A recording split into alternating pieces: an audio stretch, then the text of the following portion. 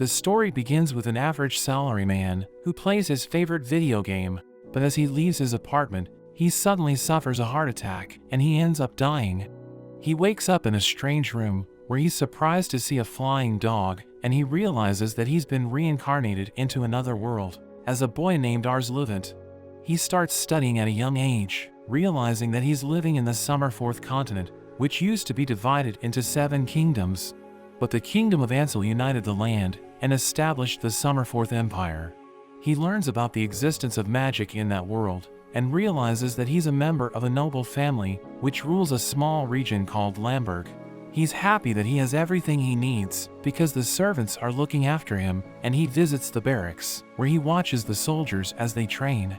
He sees a soldier named Melis struggling, so he uses his unique appraisal ability, which allows him to see Melis's stats.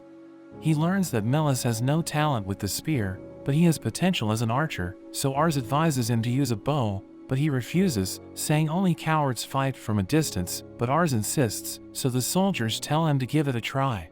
He reveals that he has never used a bow before, but Ars tells him to go for it, and he ends up hitting the target in his first attempt. The soldiers can't believe this, thinking he just got lucky, so they tell him to try again, but he keeps hitting the target with incredible precision.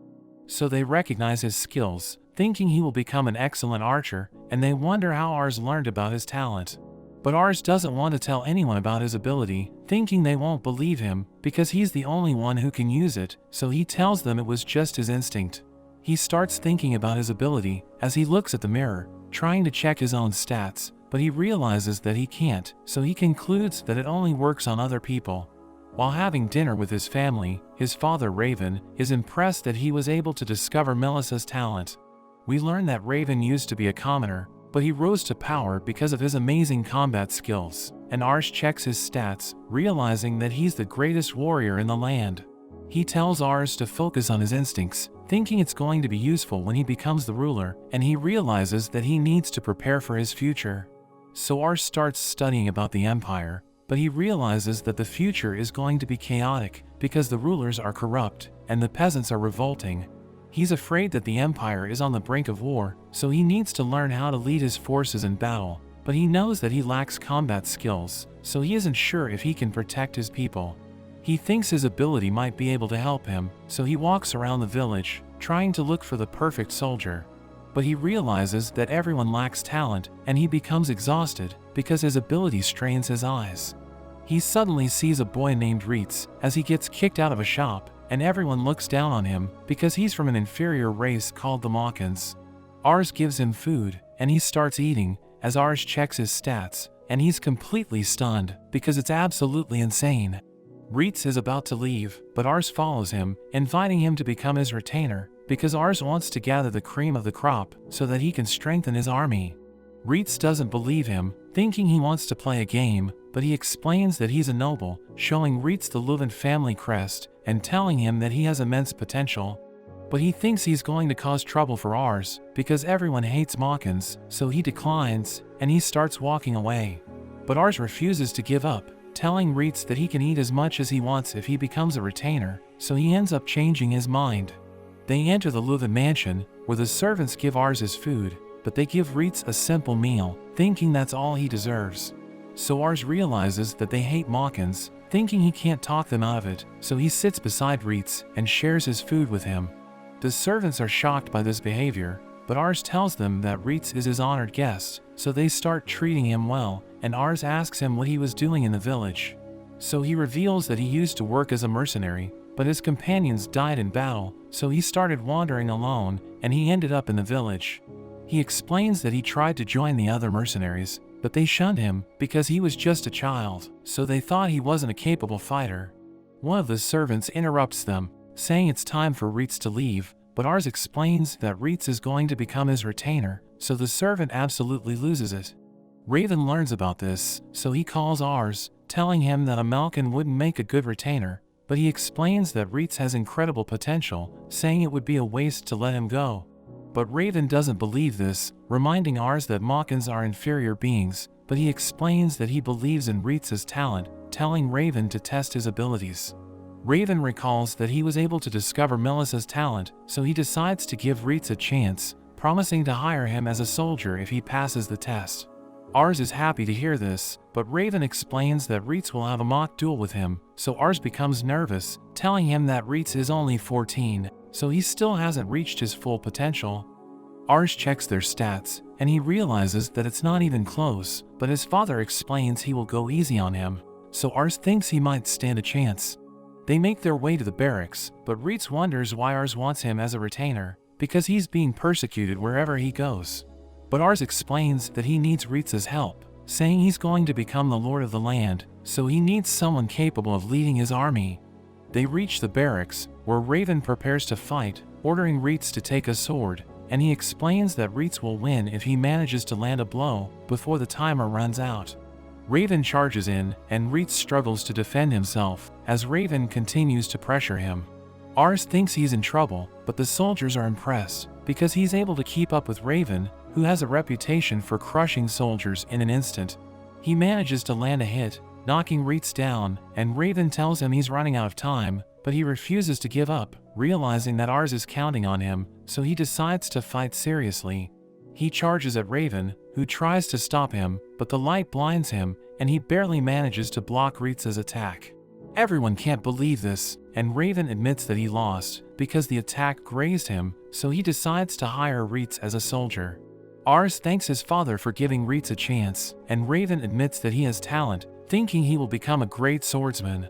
Raven reveals that he was worried about his son's future, but he believes Ars is going to become a great man, because he has the power to recognize people's talents, and the soldiers praise Reitz, realizing he's an excellent fighter. After some time, we see Reitz wearing his uniform, as he accompanies Ars, who wonders why he's taking on servant duties, so he explains that he wants to help as much as he can. He reveals that he always dreamed of serving a lord, knowing he would have died if Ars didn't take him in, so he wants to spend the rest of his life serving him. After a few months, Reitz has been accepted by everyone, and he even receives tutoring, which further increases his ingenuity stat, making him one of the most knowledgeable people in the house. He gives Ars a lesson about the Summerforth Empire, mentioning how the Ansel Kingdom was able to conquer the other 6 kingdoms over 200 years ago, but the empire is now in a dire situation, because the current ruler Bydris is just a child, and his power is held by his retainers, who are involved in factional rivalries, causing the central authority to be corroded, leading to more revolts and governors that defy the crown. Ars thinks that the conflicts will only continue to grow, so he must prepare and gather the most talented people to his side. He wonders where the next conflict might be, and Reitz mentions their province of Missian, because the governor is old and in poor health, so there's a high chance he will die in the next few years. He has 2 sons, but hasn't decided on who will succeed him. They both seem to want the position, so there's likely to be a war. Ars wonders who his father would side with, and Reitz thinks it would be the older brother, since it's his right to succeed. But Reitz also notes that it's not up to Raven to decide, since he doesn't directly serve the governor. We learn that each province is divided up into districts, and Lamberg is part of the Canair district, which is within Missian, so Raven serves the head of Canair. Ars worries about what would happen if his father were on the losing side, but Reitz thinks this is their opportunity, because performing well during a major conflict can help a lord advance in the world, and Reitz thinks they need to recruit more people to get stronger. They head out, and they see Raven, as Ars notes he has been spending more time training, so he also knows that war is coming. Ars mentions they are headed to the town to find more recruits, and his father suggests finding someone who has the talent for magic, because magic would be invaluable in the battles to come. We see that Ars once tried to learn magic, but he quickly realized that he had no aptitude for it. They make it to the capital city in Canair, and Ars is amazed to see so many people. Reitz notes that there are around 50 times more people than Lamberg, and the Pyre House rules the district. Ars notices how everyone looks wealthy, wishing the people of Lamberg could also be like this, and Reitz thinks they will be able to find someone with potential since there are so many people. Ars starts looking around with his appraisal, but after some time, there's no one that has caught his eye. They decide to keep looking, but Ars notices an alley where all the homeless are gathered. Ars wants to help them, but Reitz thinks there's nothing they can do in their current position. Ars thinks about how he thought the town was amazing, but thinks he wants to create a place where even those who are less fortunate can make a life for themselves, and Reitz is glad to be serving him. They reach the market, and Ars is amazed looking at all the different foods. A man offers to sell him a dragon egg, and Ars immediately imagines having a dragon as a pet. He decides to buy 3 of them, but Reitz suddenly points his blade at the man, accusing him of being a scammer. The man says he's legit, but Reitz knows that trade with the northern continent was frozen, so it's impossible for him to have dragon eggs. He prepares to end the man for his lies, but Ars holds him back, as the people start to stare at them. Reitz apologizes for his outburst, but Ars thanks him for looking out for him.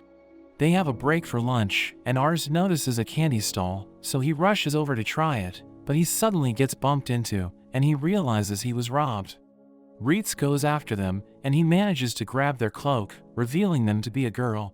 She turns a corner, but she's surrounded by some thugs who start beating her. Ars tells them to stop, and one of the men attack him, but Reitz stops him, taking him out with a single punch. He easily deals with the other 2 men, and they all stumble away, saying it's not over. Ars checks on the girl, but he's amazed when he sees her stats. He learns her name is Charlotte, and he sees that she has S-tier aptitude for magic, as well as insanely high stats for leadership and prowess. Reitz asks for Ars's coin pouch back, but Ars suddenly asks her to be his retainer. Reitz thinks she's just a thief, but Ars mentions her talent for magic, and Charlotte refuses to serve a child like him, saying she has never even used magic before.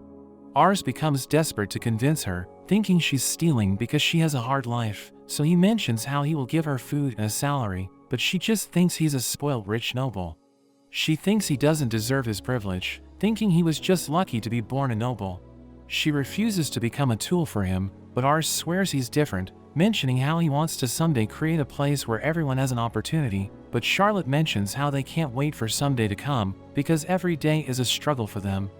Reitz understands her, but still demands for her to return the coin pouch. Charlotte gives it back since they saved her, and Ars asks her about the men, so she explains they were the men of a slave trader. She was caught stealing from a noble, so she was sold off as a slave. She managed to escape from the slave trader, but they then sent the men after her. Ars wonders why she stayed in the town after escaping, but we see a bunch of children that rush up to her, and she explains how she couldn't just leave them behind. Ars agrees not to recruit her, but he decides to give her his money anyway.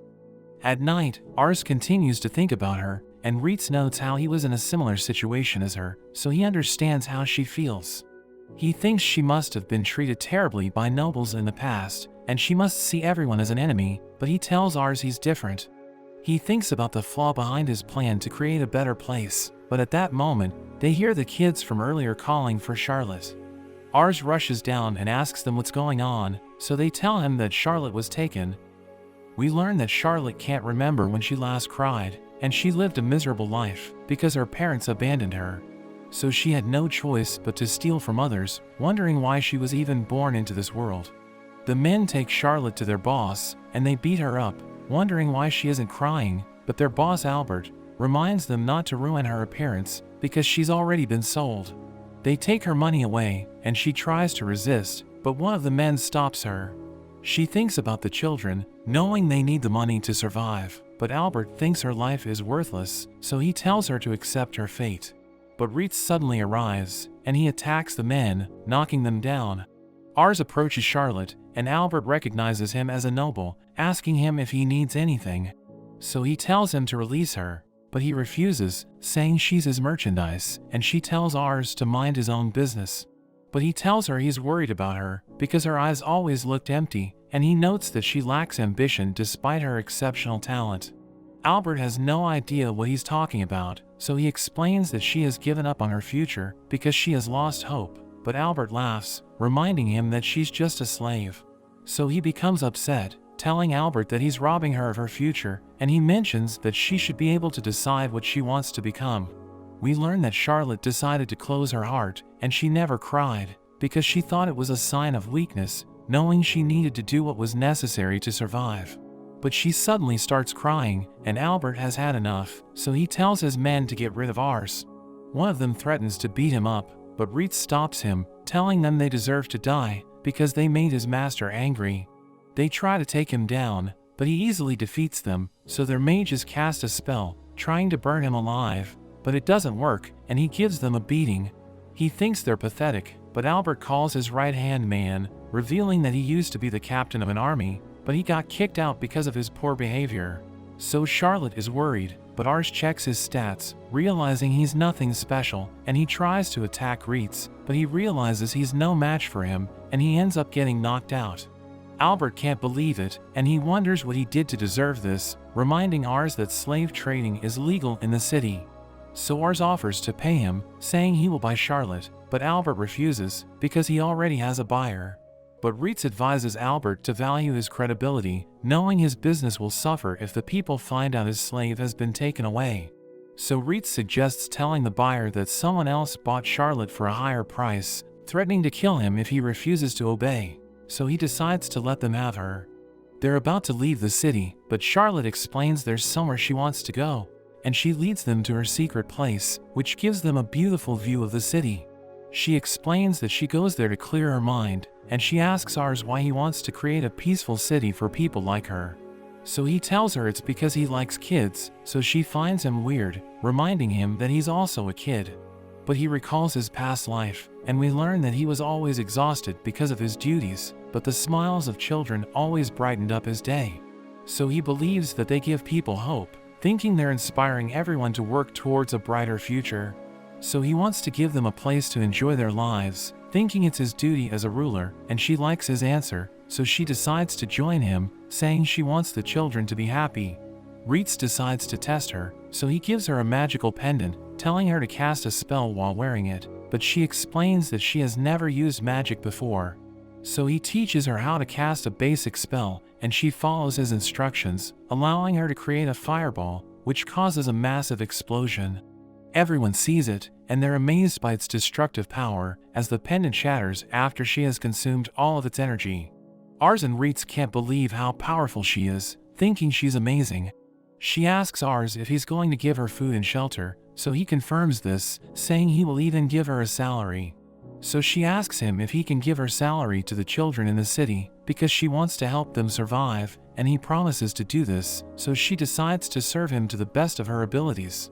She says goodbye to the children, and they start crying, as Ars notes that he was able to recruit talented vassals, thinking they will serve as valuable assets to his family. But he wonders if he'll be able to fulfill his duties, because everyone has high expectations for him, but he's determined to achieve his goal. They start traveling, but they see Charlotte eating like a pig, so Reitz thinks they need to teach her basic manners, because she'll be joining Ars during his gatherings. But she isn't interested in learning it, thinking it's a waste of time. They reach the mansion, but Raven refuses to let Charlotte join the army, thinking she's worthless. But Ars tells her to display her powers, so she casts a spell, and Raven can't believe how powerful she is, so he agrees to let her join. 3 years later, we see Raven's army returning from battle, and we learn about their territorial dispute with the Duchy of Sayetz, which forced Raven to serve in the military. Ars asks him about the battle, so he explains that they crushed the enemy, saying Charlotte's magic led them to victory. We learn that she's now recognized as the strongest mage on the battlefield, and she leads the magic unit, which is an indispensable part of the army. We see that Ars has newborn siblings, and they both have remarkable talents, so he thinks they will be able to support the family in the future. Reitz tells him about the Kiska brothers, saying they're from a hunter family that just moved into Lamberg, and they appear to be talented. So Ars decides to look for them, and Charlotte volunteers to go with him. They search around the woods, and they see a creature running away, but an arrow takes it out in one shot, and a pair of hunters arrive. Ars uses his ability, realizing they're the Kiska brothers, Gatus and Marcus, and he recognizes their talents, thinking they will make competent soldiers. They invite him to their house, where their father Greg prepares a feast for them. Charlotte tastes the food, saying it's delicious, and Gatus explains that it's the creature they just hunted, which is called a suwu. Greg asks Ars what he's doing in the woods, so he explains that he wants to invite Gatus and Marcus to join the army, because he knows they're talented, and Greg is overjoyed to hear this. He tells Ars that he has another son named Rizal, but he isn't as capable as his brothers, and they see him taking bread from the table, so Greg scolds him, telling him to greet their guests. Ars uses his skill on Rizal, realizing he's a genius, because his intellect is off the charts. So Ars tells Greg that he wants to make Rizal his vassal, but Greg thinks it's a bad idea, saying he will just cause trouble. But Ars asks him if he wants to join them, and he becomes frightened, thinking he needs to go to the battlefield, so he refuses, telling Ars that he doesn't want to die. He returns to his room, and Greg tells Ars that he's been locking himself in his room ever since his mother died, so he doesn't have any life skills. But Ars explains that he's a genius, thinking he will make an excellent tactician in the future. Ars enters Rizal's room, realizing he's reading a book, but he explains that it's the only one they have in the house, and his mother used to read it to him. He explains that the book gives him peace of mind, so Ars invites him to his library, saying he can read as much as he wants. He initially refuses, because he doesn't trust Ars, but he wants to read more books, so he decides to go, but he says he'll bring his brothers with him. They head to the mansion, where Ars introduces Charlotte to Gaius and Marcus, and she shows them around the barracks, as Rizal enters the library, where Ars tells him to read the books that interest him. Ars orders Reitz to take care of him, saying he also needs to study, so he leaves the library. But he ends up falling asleep, and he realizes that he left Rizal in the library for hours, thinking he must have left already. So he returns to the library, where Reitz tells him that Rizal fell asleep after reading countless books. Ars uses his skill, realizing that Rizal's intellect is increasing, so he notes that Rizal is able to learn extremely fast. His brothers join them, thinking he just wasted time in the library because he was never taught how to read, and Ars is surprised to hear this. Rizal wakes up, and Ars asks him how he's able to read books, so he explains that he was able to learn it just by observing his mother, and everyone finds this difficult to believe. The next day, Ars visits the brothers, telling them to use traps to catch the Suwu. Rizal explains that he read about traps, so Ars tells him to use his knowledge to capture them, and his brothers support him, so he decides to give it a try. After some time, Greg sees Rizal's invention, realizing that it was able to capture multiple Suwu. He explains that he's worried about their father, because his brothers will become soldiers, so Greg is going to have a hard time hunting for food. So he created the trap, revealing that he painted the fence yellow, so that the Suwu will charge in. Greg notices herbs hanging above them, so Rizal explains that young Suwu and their mothers dislike the smell of it, so it's meant to keep them away, because he wants the Suwu to keep reproducing. His brothers think he's amazing, but Greg tells Rizal to leave the house with his brothers, telling Ars to take care of them. So Rizal thinks his father hates him, but Ars thinks there's a good reason why Greg is behaving this way. That evening, Rizal thinks about his mother, thinking his father hates him because her health declined after she gave birth to him, so he blames himself for her death. But he suddenly hears Greg talking to his brothers, and Gaius wonders why he's treating Rizal so harshly. So he explains that he wants Rizal to hate him, thinking he has failed as a father because he wasn't able to recognize his son's talent. He reveals that he loves Rizal and he wants him to reach his full potential, but Greg thinks he's getting in the way. So he wants Rizal to forget about him, telling Gaius and Marcus to support their brother. The next day, Ars arrives to take the boys away, so they prepare to leave, and Greg starts chopping wood. But Rizal approaches him, saying he doesn't hate him, and he promises to do his best. He tells his father that he wants to see him again, and Greg is overjoyed to hear this, saying he'll be waiting for them to return. 3 years later, we see Raven has become ill, and Ars thinks he's in no condition to fight, but his father says he has no choice given the state things are in. We learn that the governor has become sick, but he named his younger son Vas as his successor, and the elder brother Kurin insists the document was forged, leading to a dispute. The retainers become split on who should be the successor, so the province of Messian has fallen into chaos, and Sayitz has also been taking advantage of this. Ars wonders if he will need to fight, but his father says there's something more important for him to think about, mentioning his betrothal. Ars is shocked to hear this, and he can't believe he was never told about it. His father gives him a letter, and he rushes to tell the others the news, wondering what he should do about it, but a maid suddenly informs him that his fiancée has arrived. He goes out to meet her, but he doesn't know how to act, because he never even had a girlfriend in his previous life. But the girl introduces herself as Leisha Played, and he is instantly charmed by her, but when he checks her stats, he's shocked to see she has insanely high ambition, thinking it doesn't match her cute appearance.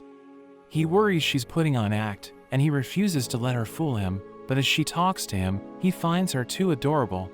He decides to show her around, and her butler Jean is surprised to see a Malkin in the house, but Leisha already knows about Reitz, so she instantly tells Jean to apologize. Leisha is given a warm welcome, and they have a meal together. She finds the meat delicious, and Ars tells her about how they use traps to catch the Suwu. He thinks about how great she is, and she mentions how she passed through Lamberg on her way there. Ars thinks it's a shame that it's raining so he can't show her around, but she tells him not to worry as the sun starts to shine. He wonders if she can control the weather, but she reveals she watched the clouds on her way there and could tell it was just a passing rain, so she tells him he can show her the town. Meanwhile, we see Charlotte and Rizal watching them, but they both get a dangerous feeling from her. Ars and Leisha head into the town, but we see two men arguing. Ars wonders what's going on, and a woman tells him it's a dispute over a Magistone order. The shopkeeper ordered flame Magistones, but the dealer brought sound Magistones instead, and since it was just a verbal agreement, it's unclear who's wrong. Ars thinks he should try to resolve things, but worries about failing in front of Leisha. Charlotte appears, and she offers to solve things with force, but Leisha tells her to stop. Charlotte thinks she should mind her own business, but Leisha says she's a fan, and even Charlotte is charmed by her. Leisha decides to handle the situation, and asks Ars to grant her a favor if she succeeds. We see the men fighting, and Leisha approaches them. They wonder who she is, so she introduces herself as Ars's fiancée, and they are happy to hear this, thinking Ars is growing up. She offers to buy the sound Magistone, mentioning they are precious in her territory, and she reveals they have a volcano, so she can also sell the flame Magistone at a good price. But she says it was all Ars's idea. The men are happy he cares about helping them, and he tells them to write up a contract next time to prevent this happening again in the future. The situation is resolved, and Ars thanks Leisha for her help. After that, Leisha mentions her favor, and Ars wonders what she's after, but she just asks him to answer her question, wondering what kind of person he likes. Ars can't believe that's all she wants, but he knows he can't outsmart her, so he tells her he likes people who speak their minds and don't hide things from him. At night, Ars thinks about how he wasn't able to figure out Leisha's intentions, but as he prepares to sleep, he finds her in his bed. He wonders if she's messing with him, but she mentions she wants to have an honest conversation with him. They have some tea, and he wonders what she wanted to talk about. She reveals she has the talent to tell how people feel by looking at them, and she mentions how he was suspicious of her when they first met, so she wants to know why.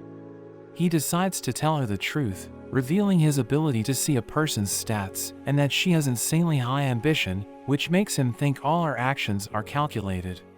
He thinks she won't believe him, but she thinks it explains his behavior. She admits she's ambitious, so Ars wonders what she's after. She reveals the ambition of a woman is to make a good man fall in love with her, and Ars realizes the best path for her is to marry someone powerful. He thinks she's unlucky since their domain is small, but Leisha knows what he's thinking, saying that even though their territory is small, after spending the day with him, she still wants to marry him, thinking he shows great promise. Ars thinks he just has good people around him, but Leisha thinks that's exactly the reason why he'll be great, mentioning how everyone sees him as their family, thinking it might be the most important ability for a lord. She tells him she has fallen in love with him, but she decides to call it a night, and Ars is left stunned. He freaks out over not responding, but we see Leisha outside also feeling embarrassed, but she thinks about how it's the first time she has told someone how she really feels. We see Leisha leaving, and she notes how he still hasn't responded to her declaration. This makes him panic, but she tells him she can wait, but she has decided she will marry him. In a flashback, we learn that she hates the world of nobility, because everyone lies and backstabs just trying to secure their own positions. She hated her ability because of this, but one day, when she saw a girl getting married, she realized she could escape the world of plotting and scheming if she found a man who was strong enough. So she had no intention of marrying into Ars's house, thinking she needed to find someone stronger, but after spending time with him, she realized how kind and how loved he is, wanting to be a part of his world. So she's grateful to God for giving her her power, and decides to help Ars with building his new world. We see Ars writing to her, telling her how his father is getting better, and that the conflict around the succession has calmed down, but he hopes to see her again soon, so he can tell her how he feels, thinking he also wants to marry her. 2 years later, we see Ars talking to the doctor about his father, but the doctor reveals that Raven's condition is getting worse, so he should prepare for the worst. Meanwhile in Arkantes, an assassin invades the castle, and he murders the Duke of Missian. So the soldiers surround him, but he jumps out the window and ends up dying. Raven tells Ars about the assassination, and he realizes that the succession dispute will reach its peak. So each district chief will need to choose between the two brothers, and he thinks the Canare district chief will choose the older brother. So they will need to follow him, telling Reitz to prepare the troops to act at any moment. He tries to get up, but he suddenly falls back onto the bed because the pain is unbearable. Days later, Ars receives summons from the Canare district chief, and Reitz asks to go with Charlotte in his father's place, but Ars refuses and decides that he needs to go. On the other hand, Leisha is worried, and she wonders why she hasn't received a response from Ars. The trio arrives in the Canare district, and Ars approaches the castle gate guard, showing the invitation letter and explaining that they're representing the Leuven house. The guard realizes that the invitation is genuine, but he wonders if Raven would send a child. Charlotte wonders if he thinks they're lying, and the guard recognizes her as Leuven's Princess of the Flames, and Reitz as the Reaper, but Ars wonders why they have such nicknames. Reitz thinks the name doesn't suit him, as it makes him seem like a threat to everyone, but they think he's actually a dangerous person. The guard guides them through the castle, and they're greeted by a man named Renard, the right hand of the Canare chief. Ars checks his stats, and he realizes that everything is balanced, so he's a jack of all trades. He has heard about Reitz and Charlotte, so he tries to recruit them, but they explain that they're loyal to the Leuven house. He thinks it's a shame, but acknowledges that Leuven must be a great place, so Ars thanks him. He takes them to the meeting room with the other leaders, and Ars introduces himself as the son of Raven Leuven. But the other leaders don't respond, so he feels the pressure of the room and decides to sit down. He realizes that the old man is Orsulo, the Lord of Kumir, and he used to play with him when he was little. Orsulo thinks he has grown a lot and even offers cookies to Ars, but the other lord doesn't seem to like him. The doors suddenly open, and everyone stands up to greet the Canare chief, who introduces himself as Lumiere Pyres, and he thanks everyone for their presence. Ars uses his ability on him and sees his stats match those of a territory chief, with high prowess and well-balanced stats. He also realizes how Renard compensates for Lumiere's weaknesses, so they're perfect together to manage the territory. Lumiere confirms that the governor's assassination will cause a succession war, so he has decided to support the older son Kurin, as Ars notes that his father was right. Lumiere asks if there are any objections, but everyone agrees with him, so he asks them to prepare the troops for war and ends the meeting. Lumiere goes to talk to Ars and wishes his father well, commenting that the Leuven house is proving to be very strong despite being small. He congratulates Ars for representing Raven and admits he has high expectations for them. The lord who was staring at Ars calls him, and he introduces himself as aniplot from the Torquista territory. So Ars becomes worried, realizing that he's Leisha's father, and he reveals that she seems upset with Ars lately, so he wonders what he did wrong. Hammond wonders if he has been responding to his daughter's letters, and he realizes that he hasn't replied to her because the Duke was assassinated and his father got worse, so he didn't have time. Hammond knows that she likes him, revealing that she doesn't usually show her emotions, but lately she has been expressing herself. He confesses that he prioritized his work as a lord and didn't pay much attention to her when she was younger, so she always felt lonely. He wants her to be happy, and he was angry at Ars for not replying, but he realizes that part of it is his own fault, so he apologizes to him and asks him to take care of his daughter. Ars promises to make her happy, and he's glad to hear this, as Ars realizes that he really cares about his daughter. Ars returns home and gives the news to his father, who mentions that he went without telling him. Ars thinks he's angry, but he praises him and thinks he did an amazing job. He later decides to write to Leisha and apologizes for not responding to her, revealing that he also met her father and hopes that their families will work together during the war. He also remembers his promise to Hammond and decides to win the war to protect Leisha. The next morning, Ars trains with Reitz, who is worried about him because he's been training all day, but he refuses to stop. He notices that everyone is getting stronger and is disappointed that he hasn't improved yet.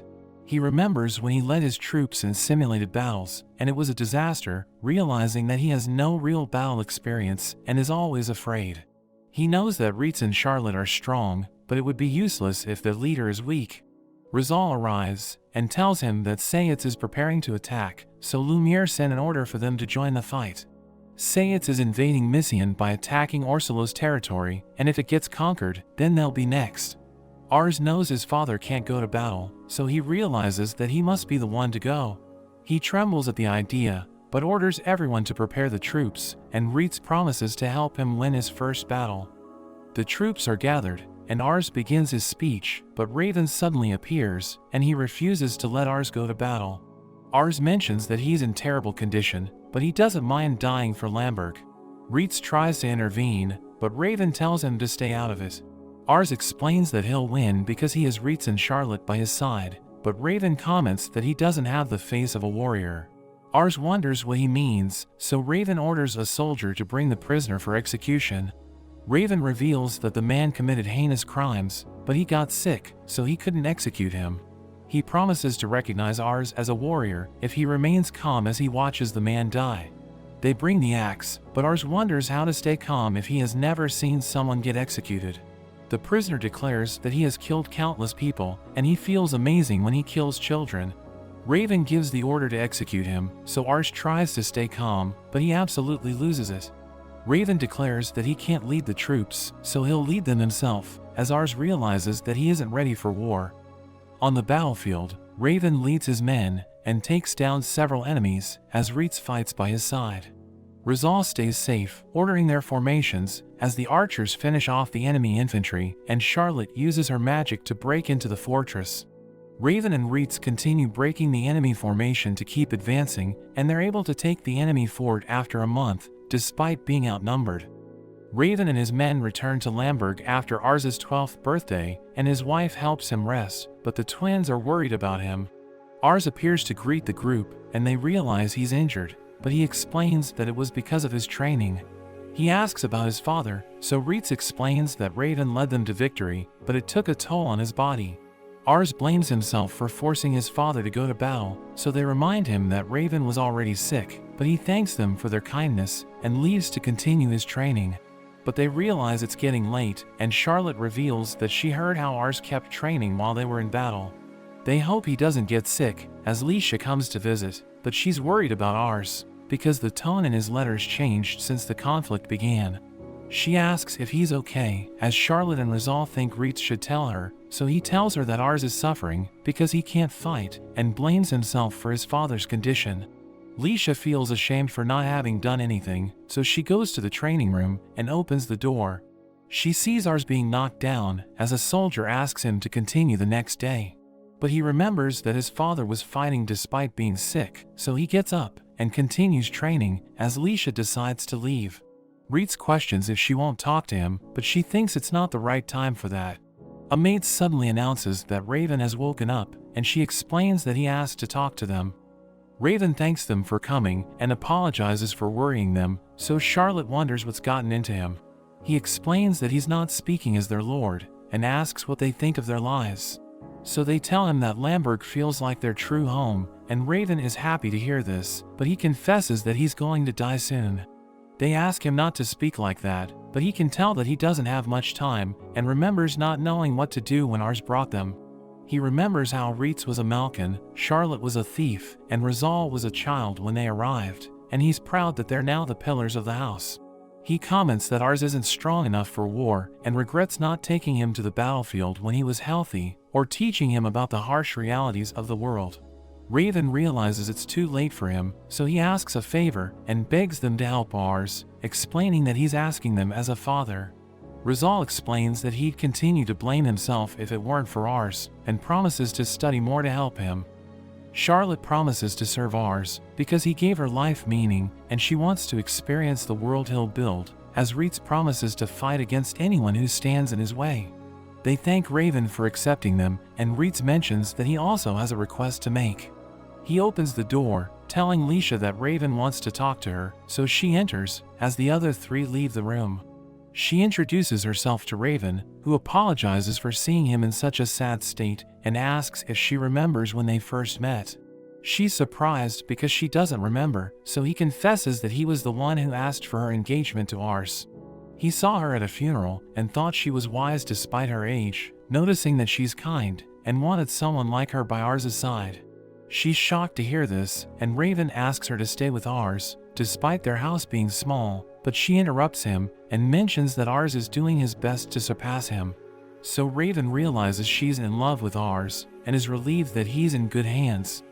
She leaves and informs everyone that Raven wants to talk to Ars, so they go to the training room, and Lisha thanks Reitz for his kindness.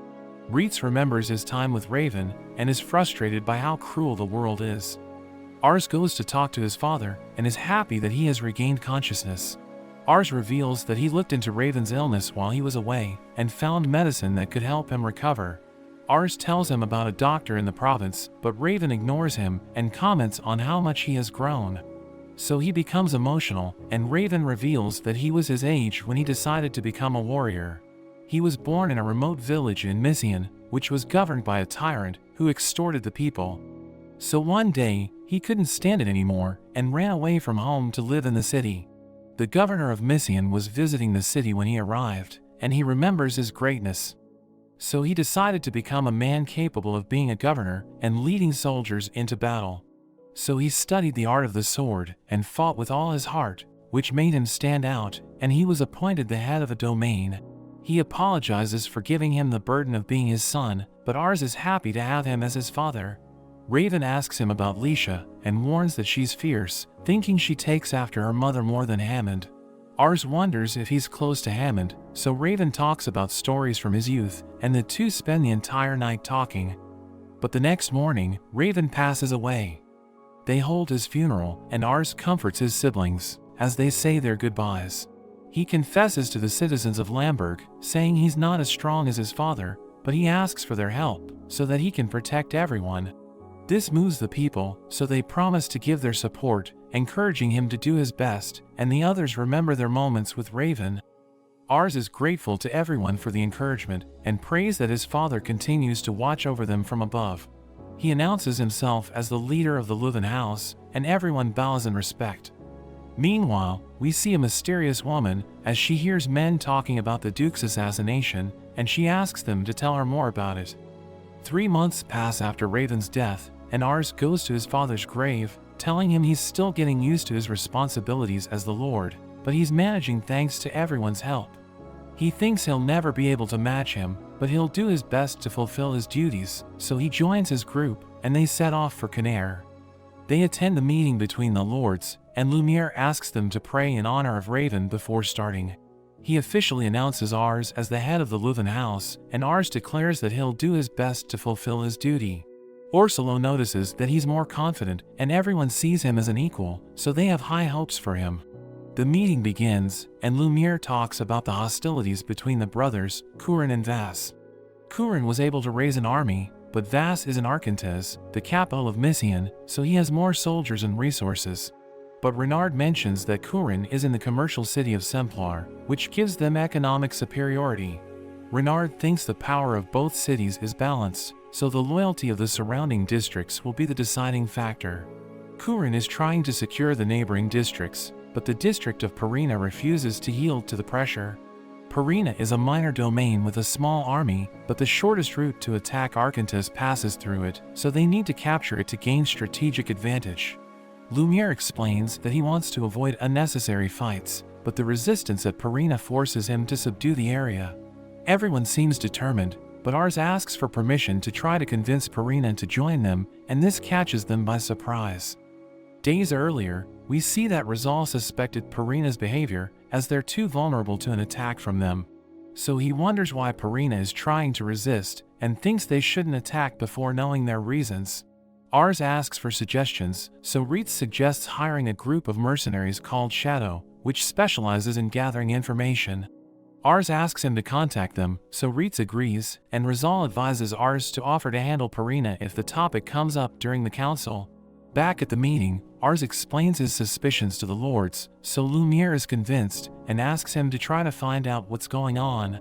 Ars is relieved that the meeting is finally over, since it still makes him nervous, but everyone comments that he was amazing. They suddenly notice the orphans greeting them, and Charlotte can't believe how much they have grown. She gives them smoked meat, as Ars realizes that they're doing well in the orphanage he built, and we learn that he ordered his people to take in as many street children as possible. He realizes that they have grown a lot, as they start expressing what they want to do after leaving the orphanage, thanking Ars for changing their lives.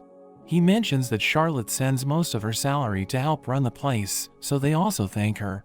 She's happy that Ars built the orphanage in a big city like Canaire, thinking it's a great idea, and he agrees with her, because the children have more opportunities in the city. But he's surprised to see Leisha, who explains that she decided to accompany her father to the meeting, so she came to see her fiancé when she found out he was also in town. Ars thinks she shouldn't bother, and doesn't know how to act, as Leisha sees the children around him, thinking happiness always follows him. One of the children suddenly dirties her dress, so Ars freaks out, but she just takes off her shoes and plays with the child, so he thinks she's amazing. At night, Ars and the others stay at the orphanage, as we see Charlotte sleeping with the children. He's talking to Leisha, who wants to accompany him to meet the shadow mercenaries, but he's worried about her going, telling her it's too dangerous.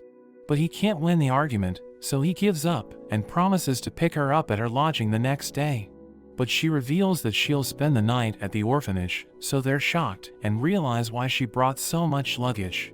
Ars decides to prepare her room, but she insists on sleeping with him, which surprises him even more. Charlotte wakes up with the commotion, so they end up fighting over who gets to sleep with him. Ritz and Rizal wonder what's going on, but Charlotte grabs Rizal so that everyone can rest together. The next day, the boys note that they didn't get any sleep the night before, so they're still exhausted. Ritz informs them that the meeting with Shadow has been scheduled, so they thank the women at the orphanage for their hospitality. As they head to the bar, Ritz reveals that he got in touch with Shadow through a colleague from his mercenary days. He explains that mercenaries have different specialties, and Shadow's work includes more espionage and information gathering, but sometimes even assassinations. So Ars is afraid of them, but Ritz is more worried about the new leader of the group, explaining that he's extremely competent and he took them to another level. But Ritz reveals that he only accepts jobs that catch his attention, so Ars hopes he'll accept the job. They arrive at the bar, where they're served by beautiful waitresses, but a man tells them to leave, so Ritz gives him the secret code, and he allows them to enter. They wait at a table, but notice that everyone's glaring at them. Ars realizes that the leader might be in the room watching them, so he uses his ability to scan the area. But a waitress comes to take their order, and Ars seems surprised when he sees her stats. He becomes nervous and excuses himself to use the bathroom, where he checks Ritz's stats because he wants to make sure his ability is working correctly. He reveals that the waitress is actually a man who had a skill of 92 and an ingenuity of 90, so Ars sees him as a threat. He suddenly grabs Ars, threatening him with a knife, and he asks him how he found out he's the leader of Shadow. But Ritz throws a knife, so he releases Ars, and Ritz grabs his arm, telling him he has no idea who he's messing with. He wonders how Ars was able to ask for help, and Leisha suddenly enters, telling him not to underestimate them. She explains that he's obliged to listen to Ars's request to make up for his rudeness, and he tries to refuse, threatening to escape after eliminating Ars. But Leisha thinks he has already realized this isn't possible, because Ritz is capable of taking him down, explaining that she would hunt him down if he kills Ars. Ars realizes that she can be scary, and the chief laughs before accepting Leisha's request, but he's still curious about how Ars discovered his identity. So he reveals his power to see the stats and potential of people, calling him Mazik, which shocks him, because he hasn't used that name for a long time. He introduces himself as Fam, but acknowledges Ars's power for knowing his old name, and thinks his ability is a nightmare for a spy like him. He confesses that he likes him, and decides to accept the job, explaining that he must be a winning horse based on the people around him. Ritz congratulates Leisha, and she reveals that she noticed something was wrong with Ars's expression before he left them, so they decided to follow him. They tell Fam about the job, so he charges a gold coin, saying they need 5 days to gather the information, but Ars is shocked at how fast they are. We see Charlotte eating with Rizal as the trio returns to the bar and reveals that they have already managed to speak with the leader and he approves the request. Fam interrupts them and offers a free meal to Charlotte, as Ars is shocked by his acting skills, thinking he moves like a girl. 5 days later, Ars and Reitz return to the tavern, but Fam is the only one there. He explains that everyone else is on other jobs, since investigations require a lot of manpower. He reveals that the request was a success, and Ars is shocked to learn that he personally handled their request after it piqued his interest. Ars realizes that his abilities put him at the top, which is why he's the leader of the Shadows despite his average leadership stats. Fam refuses to disclose his secrets about how he obtained the information, and decides to show why Purina won't ally with Kurin, giving Ars a piece of paper. It's a pact with signatures and seals of nobles allied with Vass, and Reitz notes that all Vass's allies would have a copy of this. They notice Purina's seal, but Reitz is shocked to see the mark of the district of Massa. He explains that it's a city near Lamberg, and the district has a large population, so it has one of the largest military forces on the continent, making it a valuable asset in the war. Reitz was happy that Massa had also allied with Kurin, but it seems they have betrayed them and will side with the younger son. He notices that if Kurin and his allies invade Purina, Massa can attack and neutralize them with a surprise attack, turning the war to the enemy's side. Fam thinks Purina has determined that Kurin will be the loser in the succession battle, which explains why they didn't agree to an alliance. But Reitz wonders if the alliance pact is genuine, since it's not easy to obtain such a document. So Fam repeats that he doesn't share his methods, and it doesn't matter how trustworthy he is, but assures that he found the document where the chief of Purina lives. Reitz apologizes for doubting him, and Fam understands it's a common doubt. Ars is impressed that he was able to obtain this information alone, thinking he's a true ninja. He decides to pay him, but Fam doesn't accept his money because he wants to make it up to him, reminding him that he was rude when they first met. So Ars thanks him, but decides to pay a little more for the next job, as he's grateful for the service. They go to Canaire, where they tell Lumiere the results of their investigation. But he questions the authenticity of the document, so Ars assures him that it came from the chief of Purina's house. Lumiere is surprised, since Adam, the chief of Massa, always thought highly of Kurin, and orders Renard to send the document to the other lords. He praises Ars for finding it, because it helped them avoid a bigger problem. Renard takes a closer look at the paper, and notices something wrong with the signature and seal of Massa. He compares it with another document from the same district, and the differences become clear.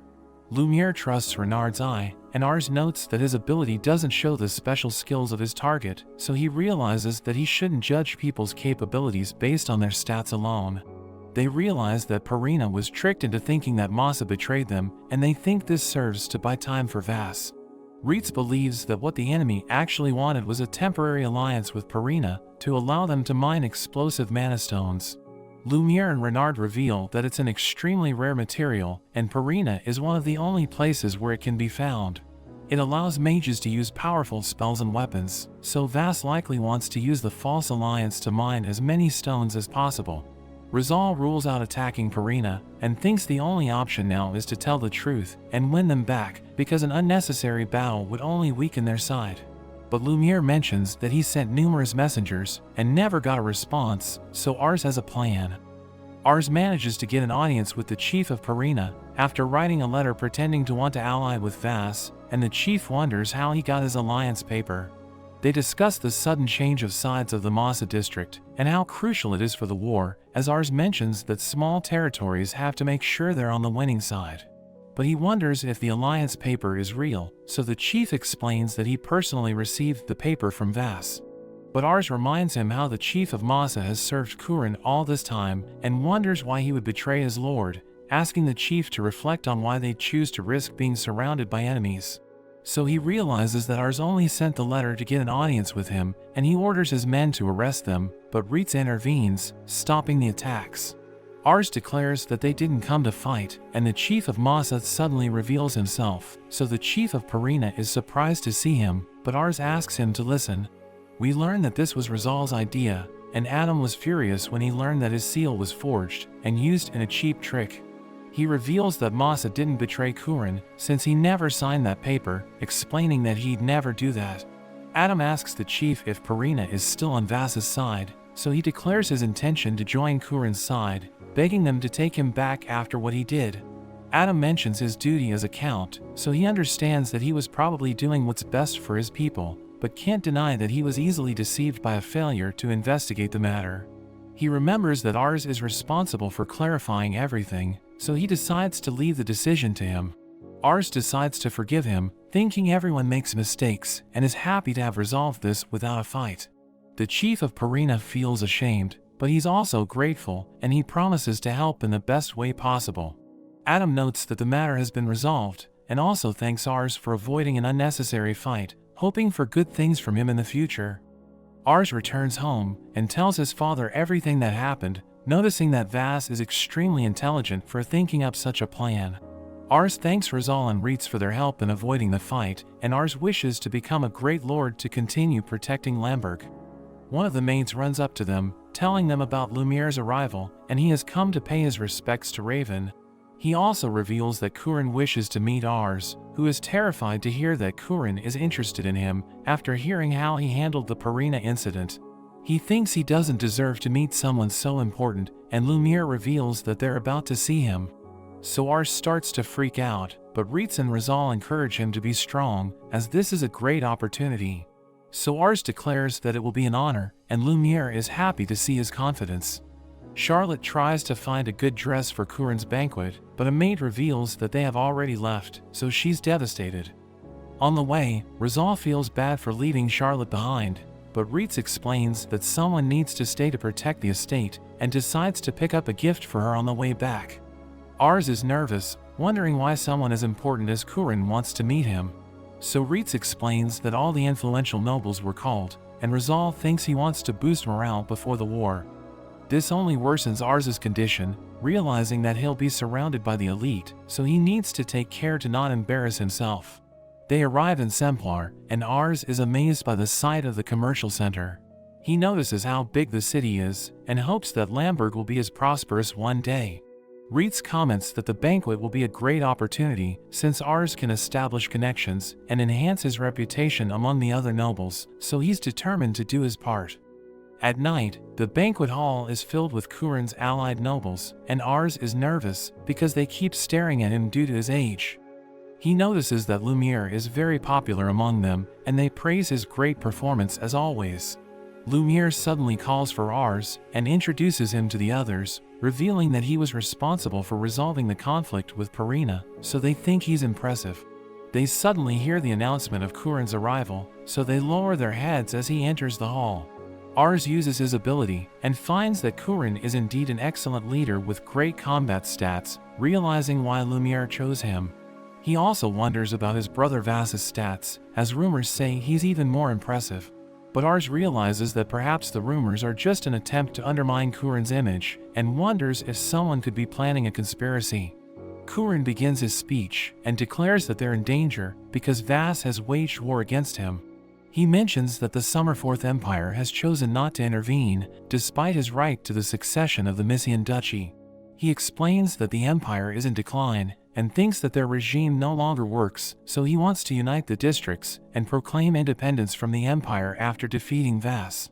Everyone's shocked to hear this, and he acknowledges that it's a difficult task, but he's confident that he can achieve it with everyone's help, so they get excited and promise to do their part. He suddenly mentions Ars and asks him to come forward, recognizing how he was able to resolve a major problem without spilling blood, and everyone's surprised that a child was able to do this. Kurin orders everyone in the hall to applaud him, and they quickly follow Lumiere's lead. They start the banquet, as Rizal and Reitz start eating, but they notice that Ars is exhausted after socializing with all the nobles. He decides to get some fresh air on the balcony, and Kurin suddenly joins him. He wants to talk to him, because he heard from Lumiere that he has a good eye for people, and wonders what he thought of his subordinates. Ars had already seen their stats earlier, and realized that there was no one impressive except for Lumiere. So he decides to tell the truth, and confesses that he didn't see anyone with potential. Kurin becomes serious, and asks if he thinks he has better subordinates, and Ars confesses that he does. So Kurin is pleased with his honesty, and admits that he's right, since he has good men, but they lack talent.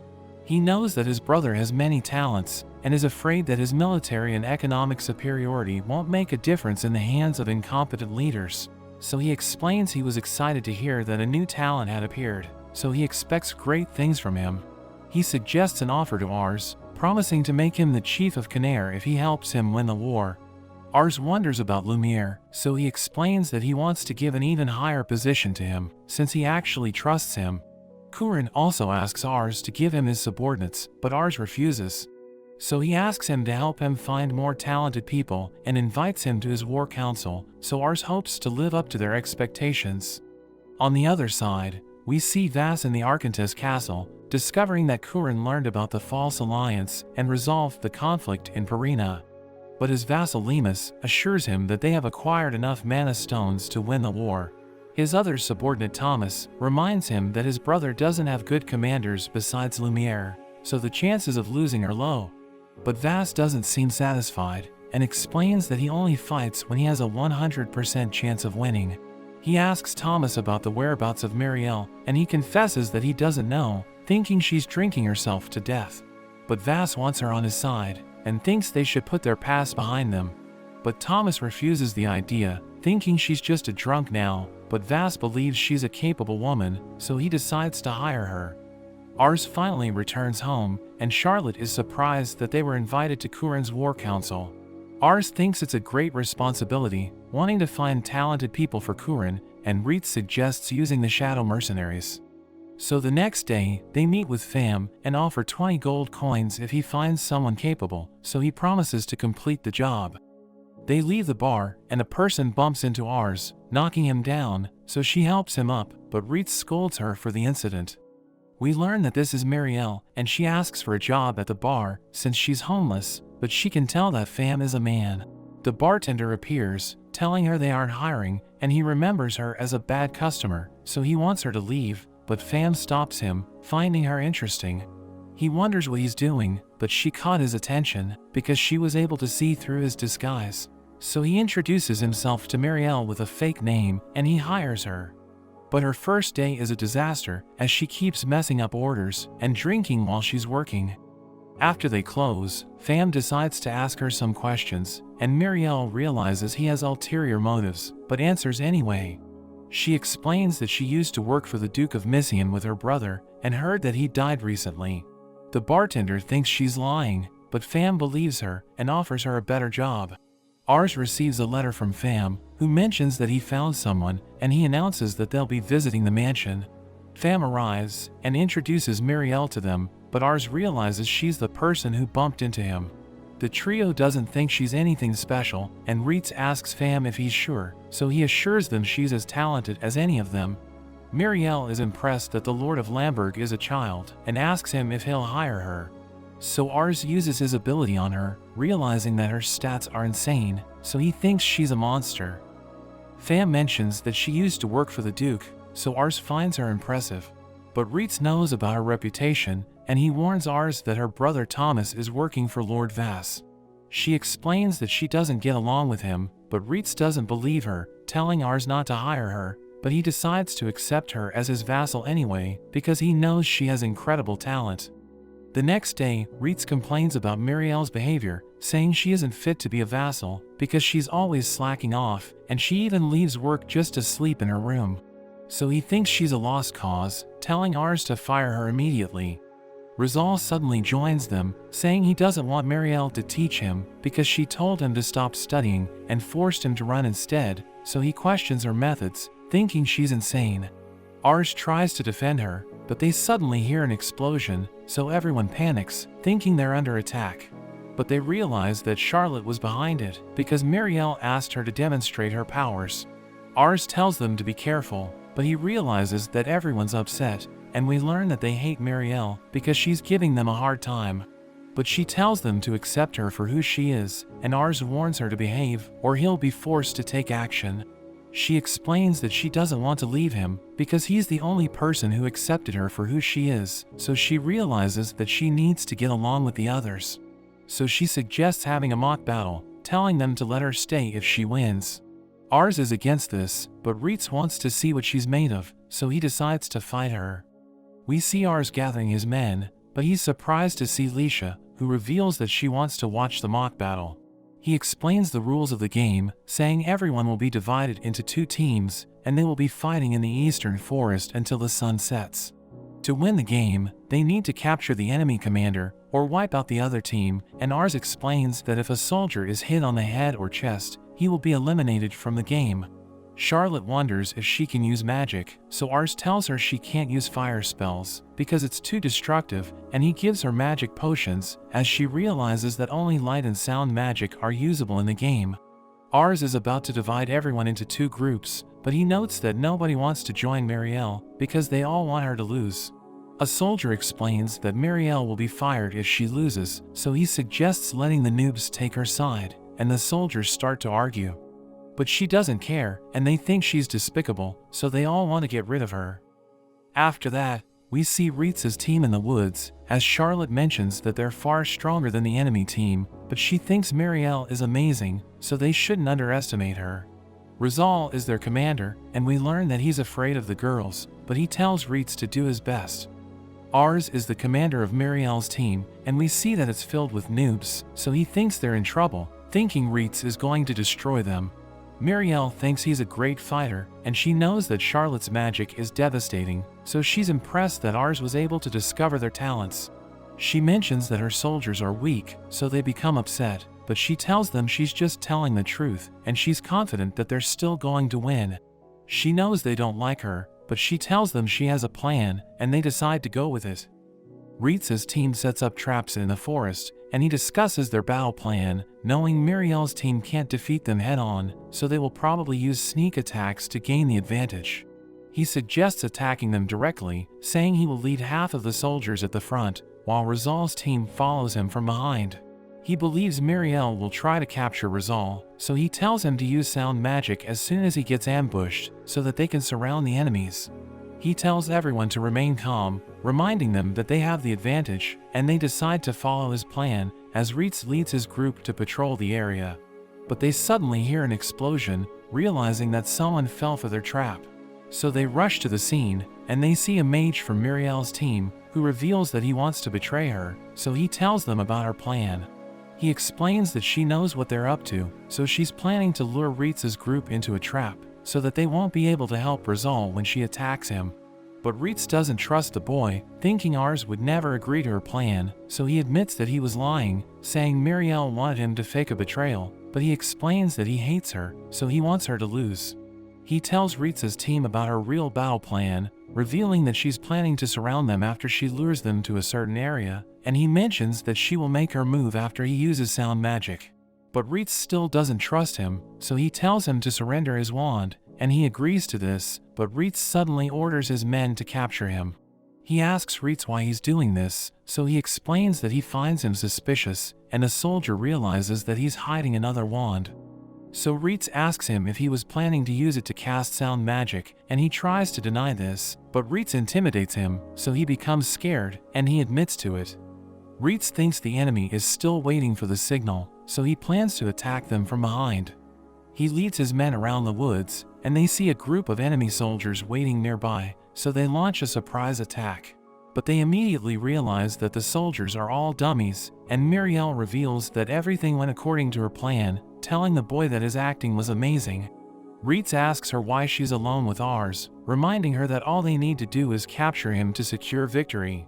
But she reveals that she's confident in her ability to escape, and she starts carrying Ars, as she challenges them to catch her if they can.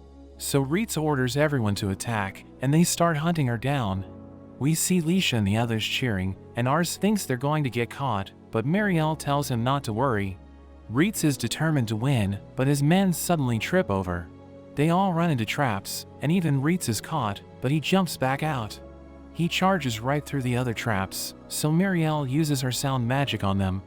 They're all stunned, and wonder where Marielle went, but Ritz manages to see her. He continues to chase, and Marielle notes that they haven't gotten the signal yet. Meanwhile, Leisha gets jealous of Marielle since Ars is holding onto her, so she cheers for Ritz to win. We see Rizal's group, as Charlotte wonders if they should regroup with Ritz, but they are suddenly found by Ars's soldiers, who activate their signal. Rizal notes that this is only half of Ars's soldiers, so she thinks they have the advantage in an even fight. He orders his men to attack, and Ars's soldiers know they aren't as strong, but they remember Marielle talking about how the other soldiers called them weak, so she thinks they should teach them a lesson. More of their soldiers suddenly appear, completely surrounding Rizal's group, and they start to fight.